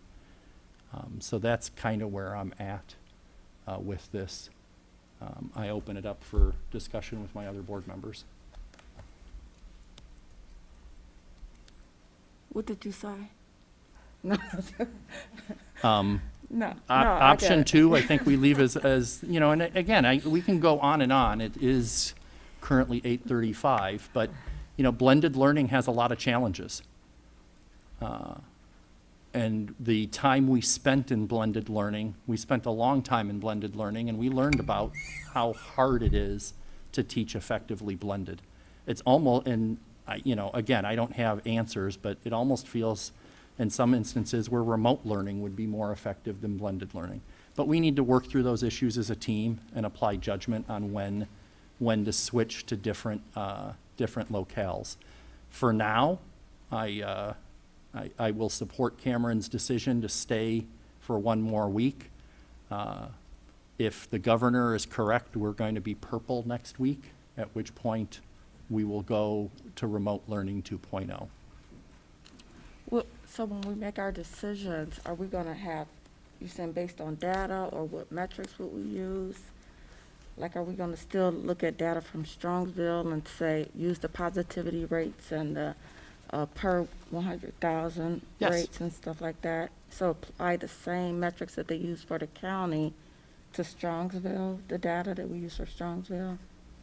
Is that what you're thinking? Correct, but I'm thinking for now, the next month or so, if we need to come together as a board, we'll call that meeting, we'll come together as a board, we'll get the data, and we'll make a decision.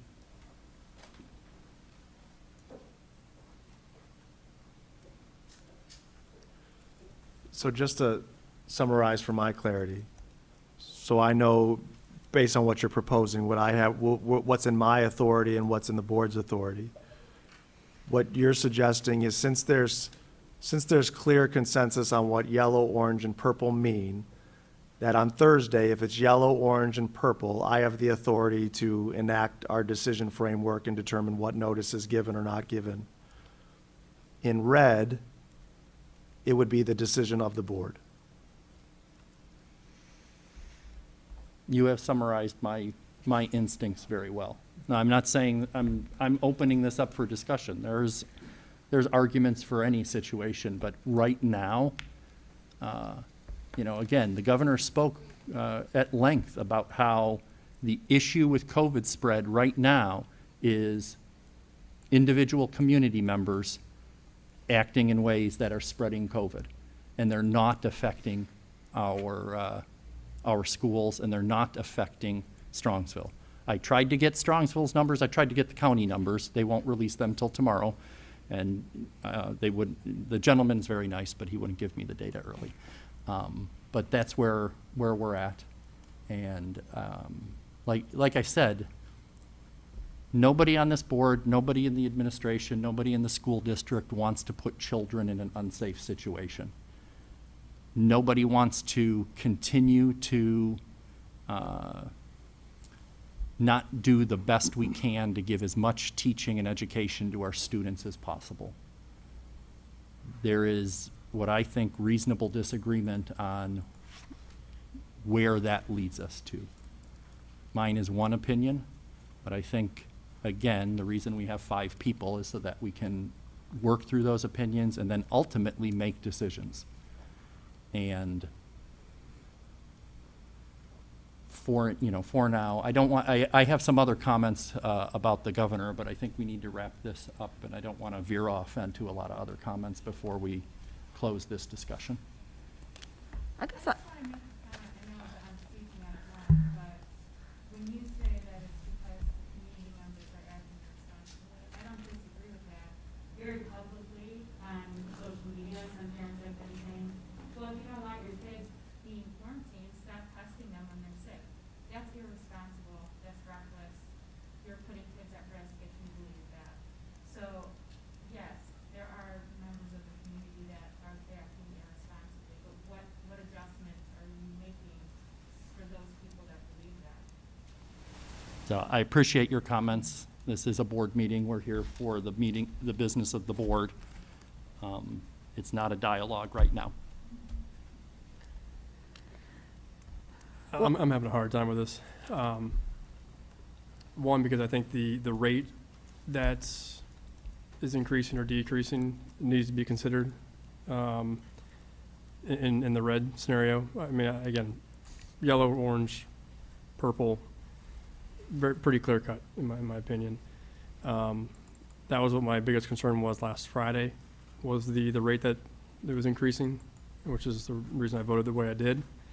I'm having a hard time grappling with the fact of keeping the kids in school for another week, especially being that we're going to be moving more than likely. Hopefully we don't, but more than likely moving to purple.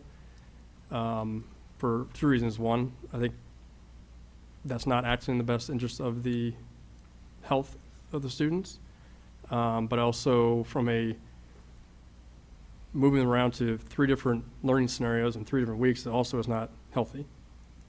So I'm having a very hard time balancing that as well. I would like to be involved in the decision-making to the red level, so I agree with as far as the board being involved in that process. But to me, the rate of it is a very, very big one. And the fact that we have the framework in front of us as something as a guide to go off of, and we're in option delivery 2 right now, but then also going to consider staying with essentially delivery 1 option for another week, and then more than likely going to have to jump to option 3. I'm having a really hard time with that. Well, I'm still back on the having the board make the decision, because I thought this framework was helpful to the parents too, so they know by just looking at this, they can listen to the governor and say, okay, this is where we would be based on the colors or our metrics and stuff.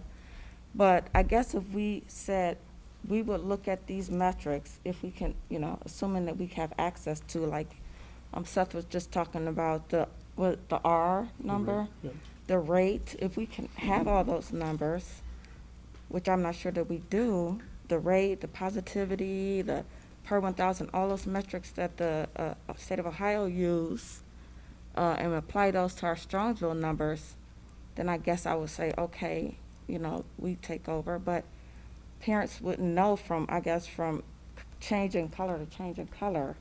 They would have to wait for the board, I guess, to say, okay, let's see what we're going to do this week. What are we going to decide, or what the vote is going to be every, it wouldn't change all the time. Hopefully we'll go back down to yellow. But when we're in red, every week the parents will have to think, okay, what are we going to do, or, what the board is going to think. So I thought this gave them some guideline to follow, so they would know from week to week where we're going to be.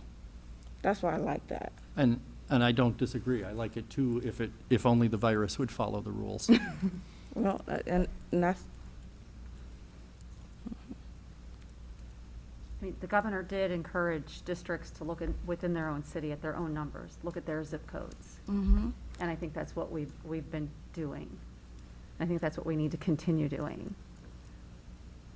Well, yeah, that's what I'm saying. If we have that data and we look at those numbers and we use the same numbers that the Right. state of Ohio is using and follow something, that would be fine. But I'm not sure if we're saying, well, we're going to say each week, I know we're in delivery option 2, where we have blended learning here, but we're going to go all in, or I know we're in delivery option 3 per this, but we're going to go all in because of Yeah, and whatever. I honestly don't think it would be like that. Yeah, I hope not. That's what I'm thinking, if we use the numbers, if we had data. So, but do we have access to data like the state We'll of have the Ohio? access tomorrow. Okay, Like I said, I was hoping to have the access early today, but we'll have the access tomorrow. I'd just like to assert a practical concept to the thought that's going on, is that if we're looking at adding more data to the decision framework for RED, and that data is not available on Friday, and we want parents to, we're going to implement in Monday, I would just ask that the board would consider what is the practical implementation of a plan that's relying on data that's not going to be released to Friday at 2 o'clock. I have a couple things I wanted to share, and one of them is this. We talk about health of our students a lot. It is the number one, word in my emails. If I highlighted and counted, that's the word that comes up. And I struggle because I think we often use that term in a limited sense. We have to consider every aspect of a student's health. And I think considering their mental and emotional health, it often gets left out of this discussion. And so I'm just asking that as you're thinking about health, that you also think about those pieces, and not just for our students, but for our parents. So practical ramification of that. Is it hard on parents to flip-flop every Thursday, to not know what's coming? Absolutely. We have to recognize that that is challenging to our mental health. It's not challenging to our physical health necessarily, but it is challenging to our mental health.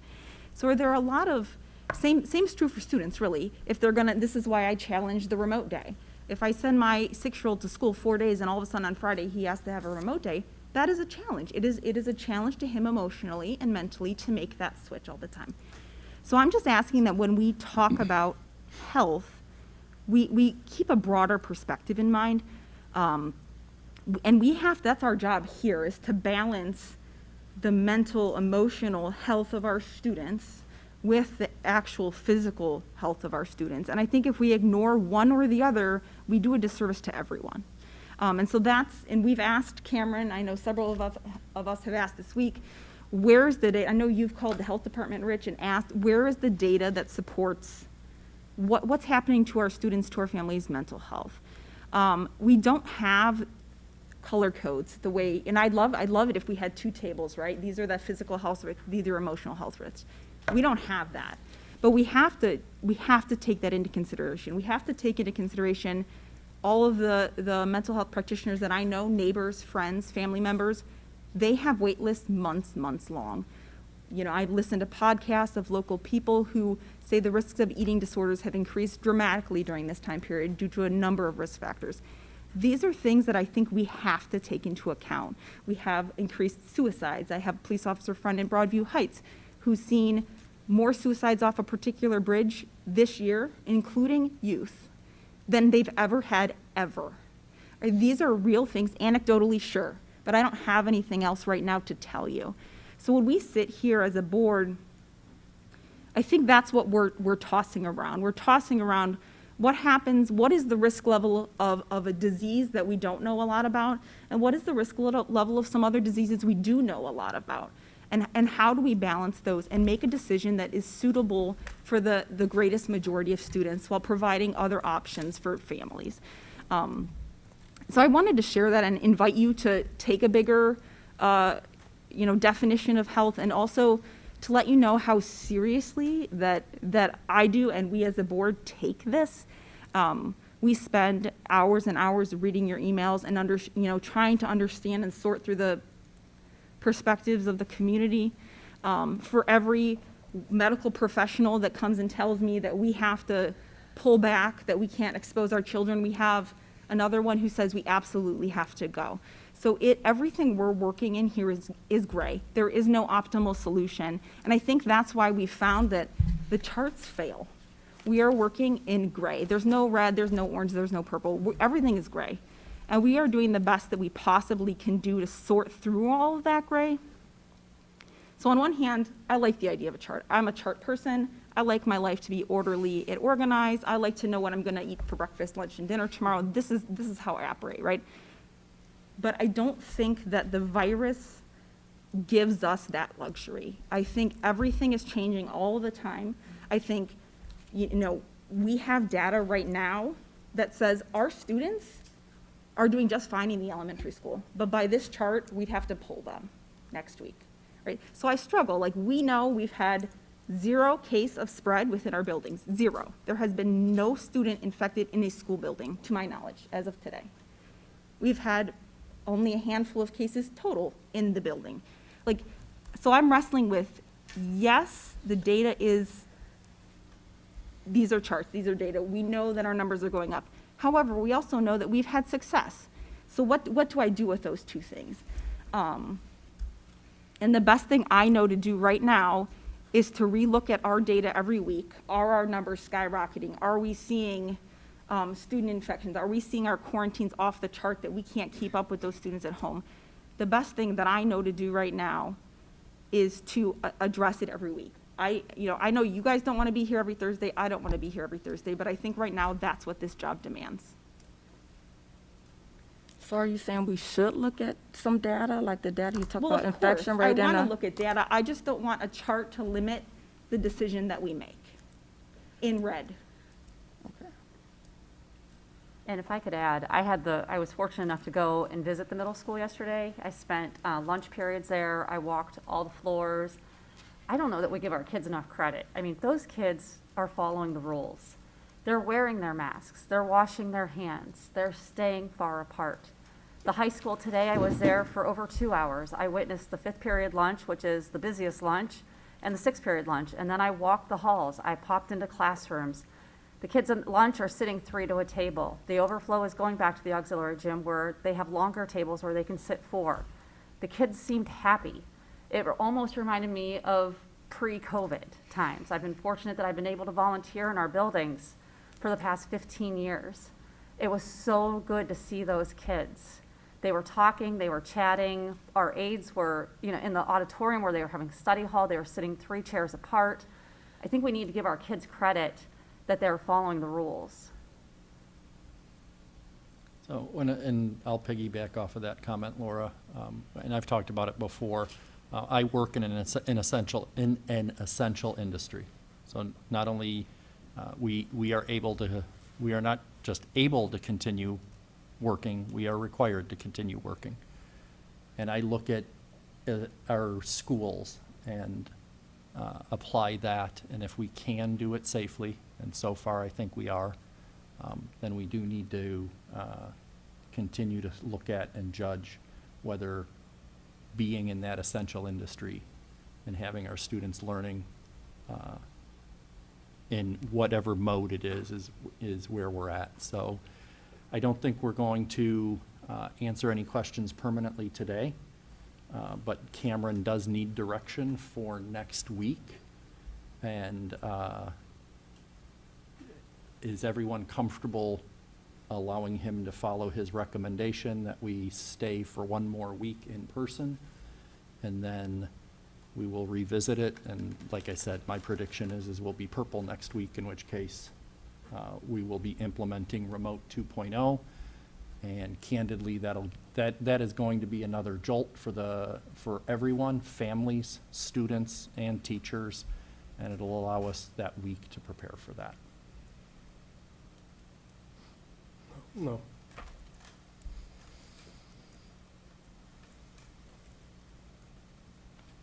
Seth, would you prefer a vote? We don't need to vote. I think I know where everybody else stands. I'm not in favor of, I think we need to go back to blended learning for next week.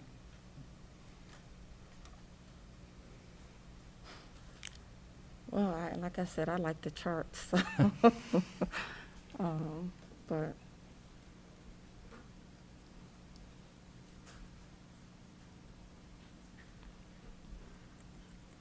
we're in purple now, though, right? We are not. I mean, the numbers say we're in purple, but Correct. the numbers say we're in purple, but we need 2 weeks in purple before the governor will Correct. color us purple. So, well, I think we should do remote too, but I guess I was under the guise of the 2-week plan that we had talked about last week, so.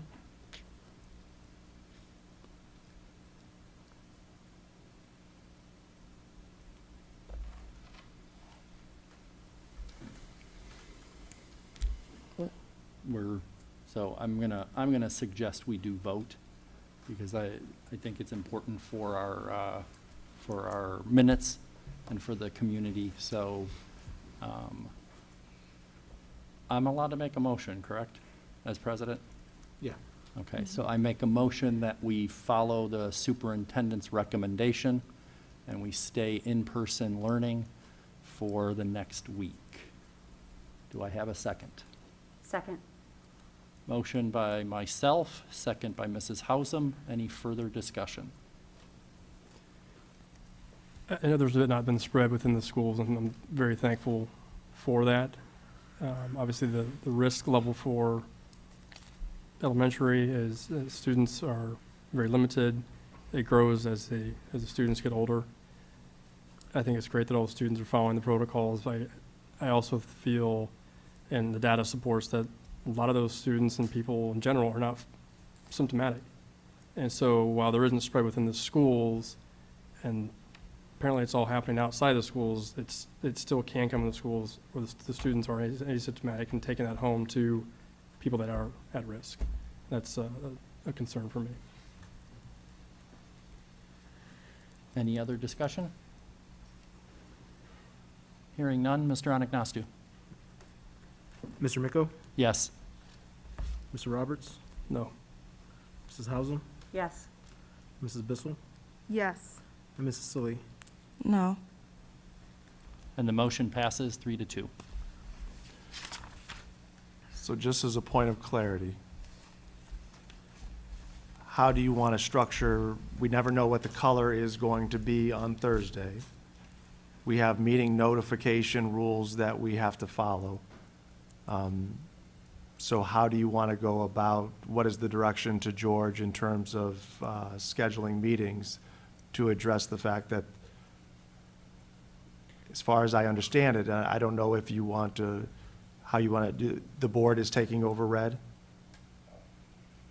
If that's the way we're going to phrase it, but I mean, for now, the board will weigh in when we're in red. And that means we'll have a meeting next Thursday. So just to clarify, next Thursday, meeting, 6:30 or Special 7? meeting. Special meeting, 6:30, 7, 7? I would just have it remain at 7 PM. Okay. That's my recommendation, unless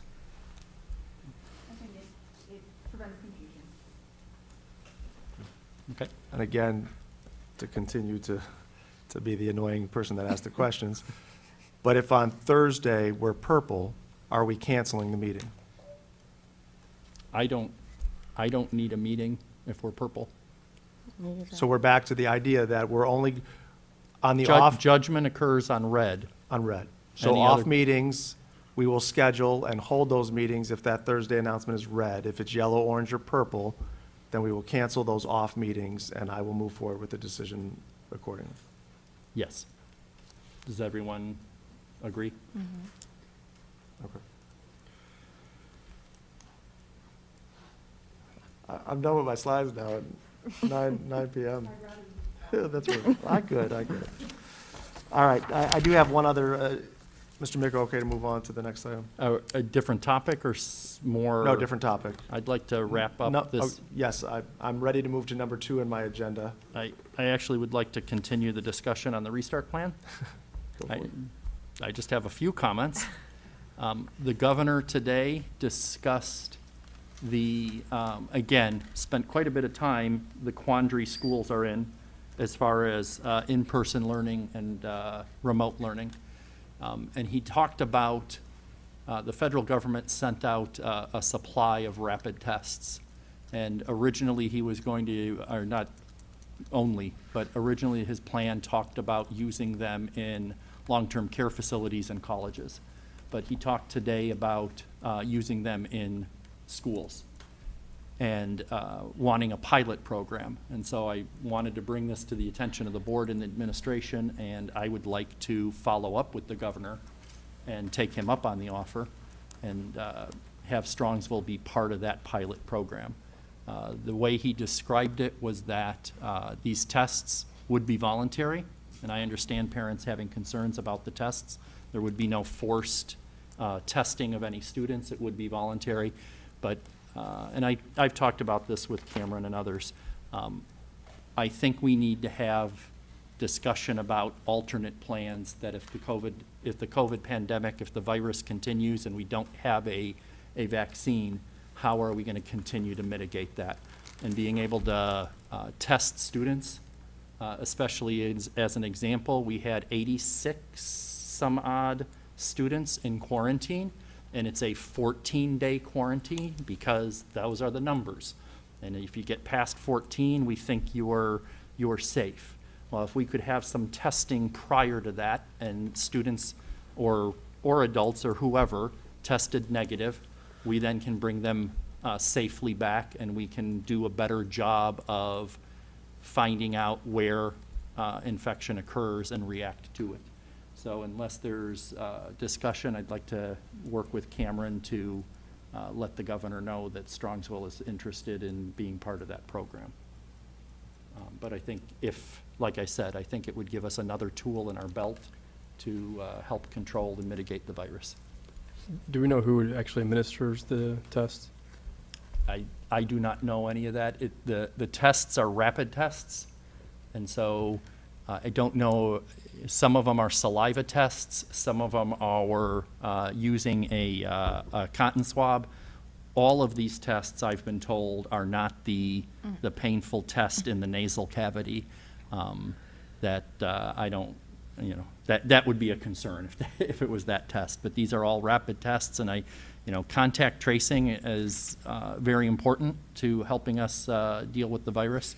And I don't think this is obligating us, but I think if there's consensus, I think it's worthwhile for us to say we are interested, let us have some details, and let us participate. And is the intent to test every student or the only ones that are deemed to be part of the contact tracing? My intent is to be part of the program and get more information about the program. Okay. The details are weak from what the governor described. He simply described that they're going to be doing these pilot programs, and I would like us to be involved if, again, we're not making a decision to sign up, we're making a decision to get more information. I just heard that those tests aren't very accurate, but once we find out information on that, Sure. we can see. I can spitball, if you If the accuracy is a question, you take them one day after the other, and, the first one could be inaccurate, but if you have 3 negative tests, at that point, instead of it being a 14-day quarantine, it now becomes a 5-day quarantine. And, Seth and I have been talking about, what happens when students are at home for 2 weeks, and what happens to their learning. At this point, I think we investigate any arrow or any quiver we can to give us more tools.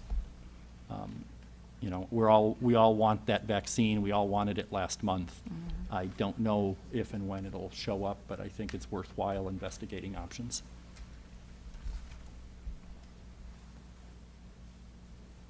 I don't think it ever hurts to get more information. Secondly, I think there's a potential here to gather the kind of information that Seth's looking at, like, are there asymptomatic carriers? Is there spread going on we're unaware of? So I think that there's a lot of possibility here, and I think it's good for everyone to be involved in these kind of project pilot programs, and if we can get in on that, I'm all for it. I think, Mr. Miko, the one thing that will be key is guidance from our Board of Health going to be updated to reflect the quarantine, these tests. So right now, there's specific rules of quarantine, and a negative test right now does not negate, correct, Jenny? Yeah, so even if if you're exposed and you're a direct contact, you still have to be, even if you test negative, you still have to quarantine for 14 days because that's how long the virus could take to develop.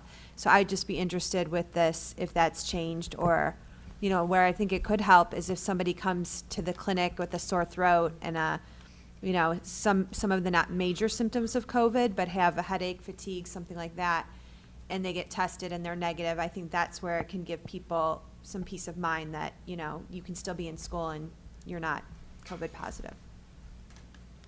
Well, the governor also talked about something, maybe, I don't know, maybe you remember, about changing that quarantine, right? From lightening it and doing tests like that, coming in schools and going in and saying, well, this person is positive. If the person sits next to them is not positive, maybe we can shorten that quarantine to 5 days. Am I correct there, Jenny? Yes. Yeah, so I'd be interested to see if that's changing for sure. Yeah. We'll write the letter. We'll get more information. Want to go on to number 2? Actually, before he does, I have a clarifying question. I was thinking more as you were talking about that topic, just to go back to the board meetings and the notification period. So to meet the notification period for a week, for a Thursday meeting, for the special meeting, and we won't know the color until Thursday. Should we just post a meeting every week, have a meeting notice every week? Post a meeting for Thursday. Correct. Yes, And then just play it week by week? correct. Okay. Okay, number 2, memorandum of understanding be resolved upon my recommendation that the memorandum of understanding between the Strongsville Board of Education and the Strongsville Education Association as stated in Exhibit D be accepted. Do I have a motion? So moved. Second? Second. Motion by Mr. Roberts, second by Mrs. Hausum. Any discussion? I would like to just say that there's a lot of really good legal language in that memorandum. For me, what it says in a really long way is we thank all our teachers for their efforts.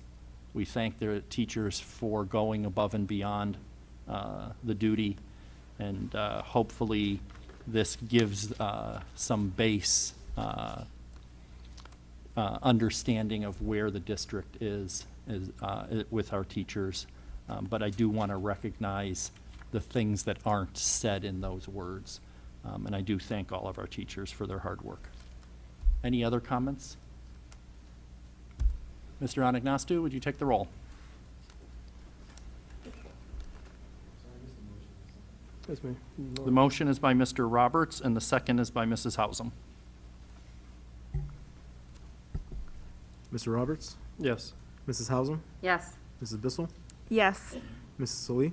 Yes. Mr. Miko? Yes, and the motion carries. Next up, we have business service report. Our operations manager, Steve Bruckner. Steve? Where are your assistants? Anxiously waiting my return. Tonight, there are some gifts that need to be mentioned. The gifts are as follows. The Team Miles Memorial Fund donated $2,000 to the Strongsville High School MD Vocational Training Account for use by the Derby, a school-based enterprise, the purpose of which is to allow students with disabilities and their peer mentors to collaborate together in the creation, design, and development of spiritwear for the school. Clark Reliance donated $2,000 to the Strongsville City Schools to be applied towards the purchase of bolo sticks for every classroom in the district. Brooke Whitney, second grade teacher at Sorare Elementary School, completed a funding project campaign through Donors Choose, resulting in the purchase of 30 Kensington Hi-Fi headset bundles for student use, valued at $287.70. Office Depot, Office Max, through the Depot Difference Program, donated a $1,000 gift card to Whitney Elementary School to be used for supplies. Office Depot, Office Max also donated a large assortment of school and office supplies to Whitney Elementary School for use by students and teachers. And that's the conclusion of the Business Services report. Thank you, Steve. I'm Next sure up, you'll we have, extend our thanks to everyone. next up, we have Aaron Green, our Director of Curriculum, with the curriculum report for the month. Aaron? Good evening. I have 3 items tonight for your consideration. The first 2 are revisions to our student fees. So as you know, in early fall, we have a fee list, itemized fees that we charge students that we have okayed or approved by the board. We want to, first one is for elementary. Be it resolved upon the recommendation of the superintendent that the following revision be made, and this is Exhibit E. So a revision to the agenda of June 4th, 2020, curriculum item 1, the 2021 student fees. Revised elementary fee list due to our remote hybrid school schedule that we started the fall in. So that has reduced some of the fees, especially for students that we have in different platforms. You can see everything as it's itemized in Exhibit E. Item 2 is the revision to the secondary student fees. Be it resolved upon the recommendation of the superintendent, the following revision be made. Again, the revision to the agenda from June 4th, 2020. Curriculum item 1, the student fees, revised secondary fee list due to the remote hybrid school schedule, as shown in Exhibit F. And similarly, because of the remote structure, and then the hybrid structure, some of those fees have gone down for students in semester courses or in 9 weeks courses, and also for our solo platform students. And lastly, item 3, a student-teacher agreement. Be it resolved upon the recommendation of the superintendent, the student-teacher agreement between Franklin University and Strongsville City School District be approved as presented in Exhibit G. Are there any questions I can answer about those 3 items? George, when should parents expect to see the fees for the upcoming school year? The school secretaries are starting to work on them. I think it started today, but most of them probably starting tomorrow or Monday. And depending on how quickly they can get them in and the time frame, we asked them we kind of gave them a 2-week window. So if they can meet that 2-week window, great. I think the elementaries might be a little easier than the high school, might be more time consuming. So if that's our goal, is within 2 weeks, but maybe a week or so longer. The other thing I would mention, and this goes to Dave's department, is because we're allowing students in grades 3 to 5 to take their Chromebooks back and forth, a part of that is the addition of optional Chromebook insurance. So $30? So if parents choose to pay the $30 optional insurance, if something happens to the Chromebook that's an accident and not deliberate damage, the district would cover that. And the other piece I would like to add too is with the fees, they can be paid in Pay School Central or check or cash at the secretary or at the school building. But when you are paying in Pay School Central with a credit card, there is a 3.9% processing fee, a convenience fee that is for the credit card if paying by credit card, which is based on the amount. Or the other payment option within Pay Schools is you can do an ACH payment, which is like a virtual check. And with that, it's $1.75 regardless of the amount. Thanks, George. Thanks, Thank Aaron. you. We do not have any student service items for this month, but our Assistant Superintendent, Jenny Pelko, will share the human resource update. And for board members, you should have some green sheets as well. There's an addendum to the human resource agenda that you'll go through as well. Right, Jenny? Thank you, Dr. Ryba. Under Human Resources, this evening I have the following items for your consideration. Under E1, resignation of a non-certificated staff member. Under E2, appointments for certificated staff members, appointment for a non-certificated staff member, and appointments for certificated substitutes. Continuing under E2, appointments for certificated permanent substitutes. So I would just like to take a minute. We are going to be hiring permanent certificated substitutes that will be here every single day. They have, already started in different positions and are being utilized every single day. So that is a huge benefit for Cindy Vaccarella, who works in my office, to know that I have these people that I can call on, and she's been calling on them. So that'll be a huge help. Appointments of non-certificated substitutes, appointment for a certificated athletic supplemental contract, appointments for non-certificated athletic supplemental contracts, appointments for home instruction tutors. Under E3, contract recommendations for non-certificated staff. Under E4, change in full-time equivalent for a certificated staff member. Under E5, educational upgrade for a certificated staff member.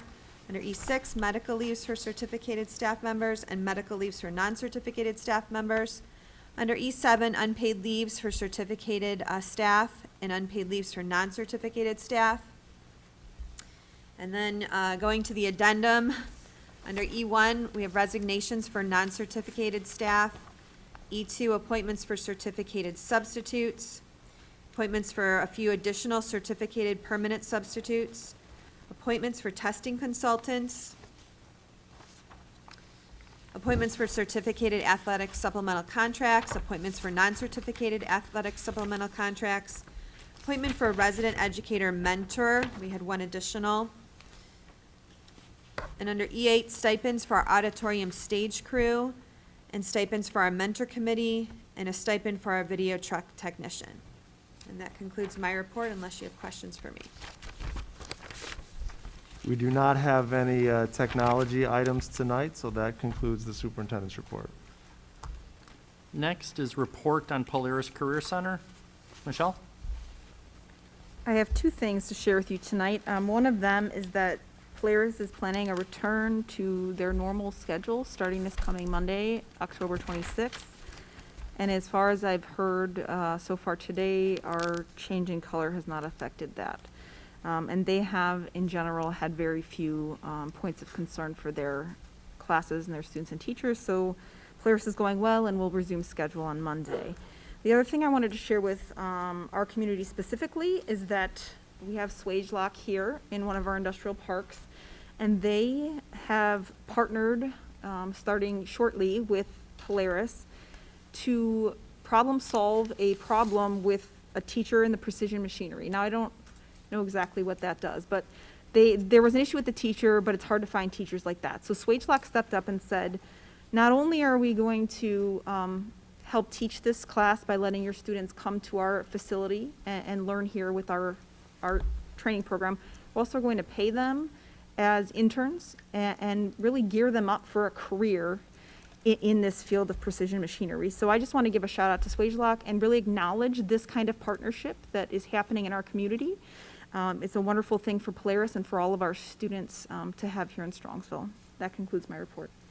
Thank you. Next is report on legislation. Sherry? Okay. I have the item, the Ohio Bureau of Workers' Compensation issued a dividend to employers in the state of Ohio. Strongsville City Schools received a check for $242,000 which is 100% of their 2019 premium. And that'll be helpful. So that concludes my report. So, and that will be helpful. I know, I believe George put that in an update recently, so we were aware of it. But every dollar helps. Yeah, and the check, and just to clarify, the check's on its way, so we should be receiving it this month. So, Next is board liaison reports. Why don't we start with Michelle, and we'll work our way to the left. Okay, I have two city council meetings to report on this evening. The first was October 5th, 2020. A couple of things of note from that meeting. This is just a reminder that there's a fire levy on the ballot in a couple of weeks here. The levy is to support the hiring of 20 full-time firefighters and also the building of a fire station in the center of town. So I'm just going to take this opportunity to remind our community, with there's issues on the ballot and with the presidential election, please get out and do your civic duty and vote. Strongsville's unemployment rate has improved since the beginning of COVID. This is good news for the community. December 2019, that rate was 2.7% unemployed. Early in COVID, it was as high as 20%, and now we're back to 7.9%. So not where we need to be, but certainly moving in the right direction. That's good news for Strongsville. Thirdly, might be of interest particularly to our younger students' parents. There will be a Santa mailbox available on the square for children to drop letters during the holiday season. So stay tuned for more information about that if that's of interest. And then finally from that meeting, I just wanted to pass along to my fellow board members a thank you from Councilman Carbone for all the hard work that we've been doing during this time. So he shares his gratitude with all of us. Second meeting was this week, October 19th, 2020. The city, similar with the schools, the city just received its Moody's review, and they received a AAA with a stable outlook rating. So that's fantastic news, especially in the middle of this crisis. Secondly, there's a new company coming to Strongsville, probably early 2021, called Omex Smart Card, and they are investing in our industrial park off of Sprague Road there, the Dow Industrial Circle. This is their first North American facility, so this is a huge investment in our community, and it will, of course, bring tax dollars, so good news for the schools as well. You may be aware that there have been flooding issues, especially in light of the last few days along Prospect Avenue. They are moving quickly to address those concerns with long-term solutions. So if you have questions or concerns about flooding along Prospect, you can contact Councilwoman Kelly Kosick, and she can help you get the information you need. This coming Monday, Economic Development will have a meeting, October 26th, 7 p.m. at BW3. So if you're interested in where this community is going in terms of way we're going to develop the square, et cetera, that's a meeting for you, and head out there and check it out. This is just the beginning of the discussion with council, but they've started to talk about possibly rezoning the restrictions for regional retail, which basically affects the mall. And so this is important for us to keep an eye on. They're considering rezoning to allow for hotels, sports facilities, medical facilities, and residential use. So that would completely change what the outlook for our mall might be. It also change, kind of what Strongsville's makeup is. So stay tuned for more details as council continues to discuss that. And finally, good news for those of you who like to access the rec center. It is now open as of Monday to all members of all ages. You can check out the website. They've added some new youth family open gyms and other programming. The tot room is still closed. Obviously, there are some challenges with that right now. And the pool is also currently under construction, so that area is closed. So you can access with your children those areas that are open. That concludes my report. Thank you, Michelle. The Education Foundation did meet virtually 2 Thursday mornings ago. They discussed 2 major topics, the first being grants for our teachers and staff. The grant application is open and on the website. As far as I know, I don't think anyone has accessed or utilized that yet. They're going to get a hold of you, Dr. Okay. Ryba, to have you send something out to our staff. Absolutely. But they are offering their grants again this year. The second topic that they discussed was their fundraising. They are looking at different options rather than doing the Derby that they do in that first weekend in May. They're trying to come up with some alternatives for that. And that concludes my report. Sherry? Oh, okay. For the council, PTA Council is holding a clothing drive on October 29th at the Rec Center parking lot from 4 to 7 o'clock p.m. And the Swenson's food truck will be there from 5:30 to 6:30 p.m. You had me at Swenson's. Yeah. And also, since they're not able to hold events now, Sarah mentioned in an email to me that they're not able to raise money the way they usually are, but they are having a big give day for the community to contribute to scholarships. The date is still to be determined. And their purpose is to raise money for funding scholarships for our seniors. So if you can get behind that, that would be great. And that concludes my report. Seth, do you have a report?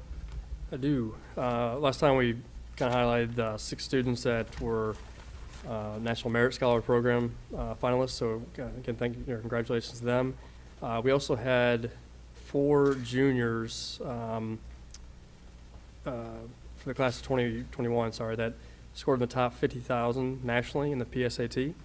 So congratulations to Miranda, Melanie, Rang, and Seth. Not me. Obviously, congratulations to our sports teams for getting through the fall here and having successful programs, but also a couple highlights with that. So Michael Lee was named the GCC Boys Golfer of the Year. Girls cross country team finished 3rd in the GCC meet, with Julia Isham finishing 1st and earning the GCC Runner of the Year.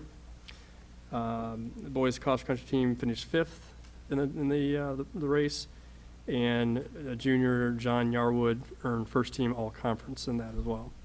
There was a couple other mentions in there of conference and different accolades, so congratulations to all those athletes. Obviously, girls soccer, I believe have a win tonight, so congratulations to that.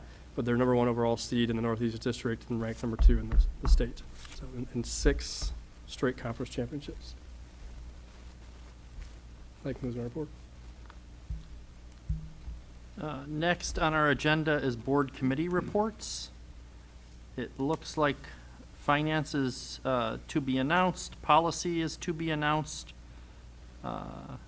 Sherry or Laura, do you want to talk about facilities? Do you have anything, Laura? I mean, we did meet. We did have a meeting last month. It was mine and Sherry's first time being able to go to a facilities committee meeting. It was very interesting. Mr. Berkner was there, and they gave us an update on buildings and on technology. The big takeaway was that we need to do an update to our Dijon study. That hasn't been done in many years. We need to take a look at the properties that the district owns in the city and kind of prioritize what those properties are. And we've always had a 30-year plan for our buildings. They want to change that and make it more of a 5-year plan. So it looks like we will be meeting again here in a couple weeks. Mm-hmm. And that date is? November 12th, 6:30 p.m. here in the admin buildings. And that concludes our report. Unless you're giving me that. Nope, that was great. And then the Business Advisory Council Committee, also the next meeting is to be announced. Next on our agenda is the consent calendar. Action by the Board of Education and adoption of the consent calendar means that all items appearing in the agenda with an asterisk are adopted by one single motion unless someone requests otherwise. Are there any requests? Hearing none, do I have a motion? So moved. Second? Second. Motion by Mr. Roberts, second by Mrs. Hausum. Any discussion? We did not have any corrections. So there are no corrections. We do have the addendum. There was did have one. one correction, Yeah. in the- or no, it didn't apply to the consent That was a calendar. separate Oh, vote. okay. Yep, never mind. Yeah. Hearing none, Mr. Anagnostou. Mr. Roberts, Yes. Mrs. Hausum, Yes. Mrs. Bissell, Yes. Mrs. Salee, Yes. Mr. Miko. Yes, and the motion carries. Cameron, you're up again. So just a few points of timely information. First of all, we had our first virtual concert last night, and I spent some time with Mr. Heyer today, and he was very excited. A special thanks to Scott Benson and our high school sound crew. If Mr. Heyer is happy with the way the sound came out, we're all happy. And so just congratulations to him and our students for really thinking outside of the box and giving a creative opportunity. And that continues with next Wednesday, we have a virtual concert for our choir as the schedule is stated there. So just wherever you're streaming the board meetings or on your Apple TV or Fire Stick or on the website, it'll be there just with every other event. And check out the choir. The really cool thing for us when we live stream, it actually pinpoints where people are live streaming from. So it's great to see the span across the country that this is seen by family and relatives. So it's really a cool opportunity. And we announced this a few weeks ago, but we have the Here Comes the Bus app. So just a reminder, you should be. I still get the update for Fritz Micko every time when the buses arrive. So I'm happy to know Fritz is getting on the bus every day when the school starts. If only that were true. Yeah. But, we ask parents to be patient with us, give us a few weeks. And really, it's been pretty quiet in terms of how the app is working. So, in terms of looking at a year ago, we had no cameras, no GPS, no bus app. And today we do. We really got in our transportation department in a good place. And so if you need any tips for downloading that app, use it, contact your building principal. They have the flyer. And if you have any issues, now is the time where you can start contacting transportation. And they've been able to quickly problem solve some of the issues that may be there. So that's my timely information. Just as a follow-up, and it wouldn't be now, but at some point in the year, it might be nice to survey and make sure that the app is being used and is actually helping parents. For example, I'm driving Fritz to school, so it's nice to know where his bus would have been, but I don't know how useful it is. But it has been nice to follow his bus, kind of like on a Lyft or an Uber app. Yeah, that's it. Board of Education Other, the first one is Ohio School Board Association Virtual Capital Conference. Be it resolved that the Strongsville City School Boards of Education grants approval for Michelle Bissell and Laura Wolfhausum to attend the OSBA Virtual Capital Conference on November 7th through the 10th. The cost is $175 per person. Do I have a motion? So moved. Second? Second. Motion by Mr. Roberts, second by Mrs. Buckner. Any discussion? Hearing none. George? Mr. Roberts? Yes. Mrs. Ali? Yes. Mr. Micko? Yes. Mrs. Hausum? Yes. Mrs. Bissell? Yes. And the motion carries, and thank you for continuing to improve your boardmanship. I have one other. Speaking of PTA fundraising, this will segue nicely. Car raffle tickets are on sale. If you'd like to purchase a car raffle ticket to win a, I believe, Chevy Trax, again, see an athlete, an instrumental music member, or a PTA member to purchase a ticket. The tickets are $20 each. There are only 3,000. If you buy all 3,000, you're guaranteed to win the car. The tickets will be on sale on Saturdays on Pearl and Rademacher Miller from noon to 3 to benefit our students and our student athletes, and they will be doing it in a safe manner. And you can also purchase them with credit card if you want to do something contactless. Does anybody else have any other? Hearing none, meeting notification. We have a regular Board of Education meeting work session on Thursday, November 5th at 7 p.m. here in the admin building, along with a November 19th, 7 p.m. in the meeting room of the admin building, along with a Special board meeting? on Monday at 6:30, Yes. along with another special board meeting on Thursday October 29th. at 7 p.m. Do I have all of them? Yes. We do have need for, I'm sorry? I was looking at the calendar. So for November 12th, which is a Thursday, and also conflicts with the Facilities Committee meeting. Should we schedule that and Leave that to the reschedule? or- Facilities Committee meeting to figure it out. We'll have to figure it out when we get there, Okay. okay? We do have need for executive session on the topic of, To consider matters required to be kept confidential by federal law or regulations or state statutes. do I have a motion? So moved. Second? Second. I will give it to Mrs. Buckner by a hair. Motion by Mr. Roberts, second by Mrs. Buckner. Any discussion? Hearing none. George? Mr. Roberts? Yes. Mrs. Sully? Yes. Mr. Miko? Yes. Mrs. Hausum? Yes. Mrs. Bissell? Yes. Motion carries. We will enter into executive session at 9:40. I do want to thank everyone for their attention and their consideration. We are working through these tough times, and I appreciate everyone's input and insight. Thank you very much.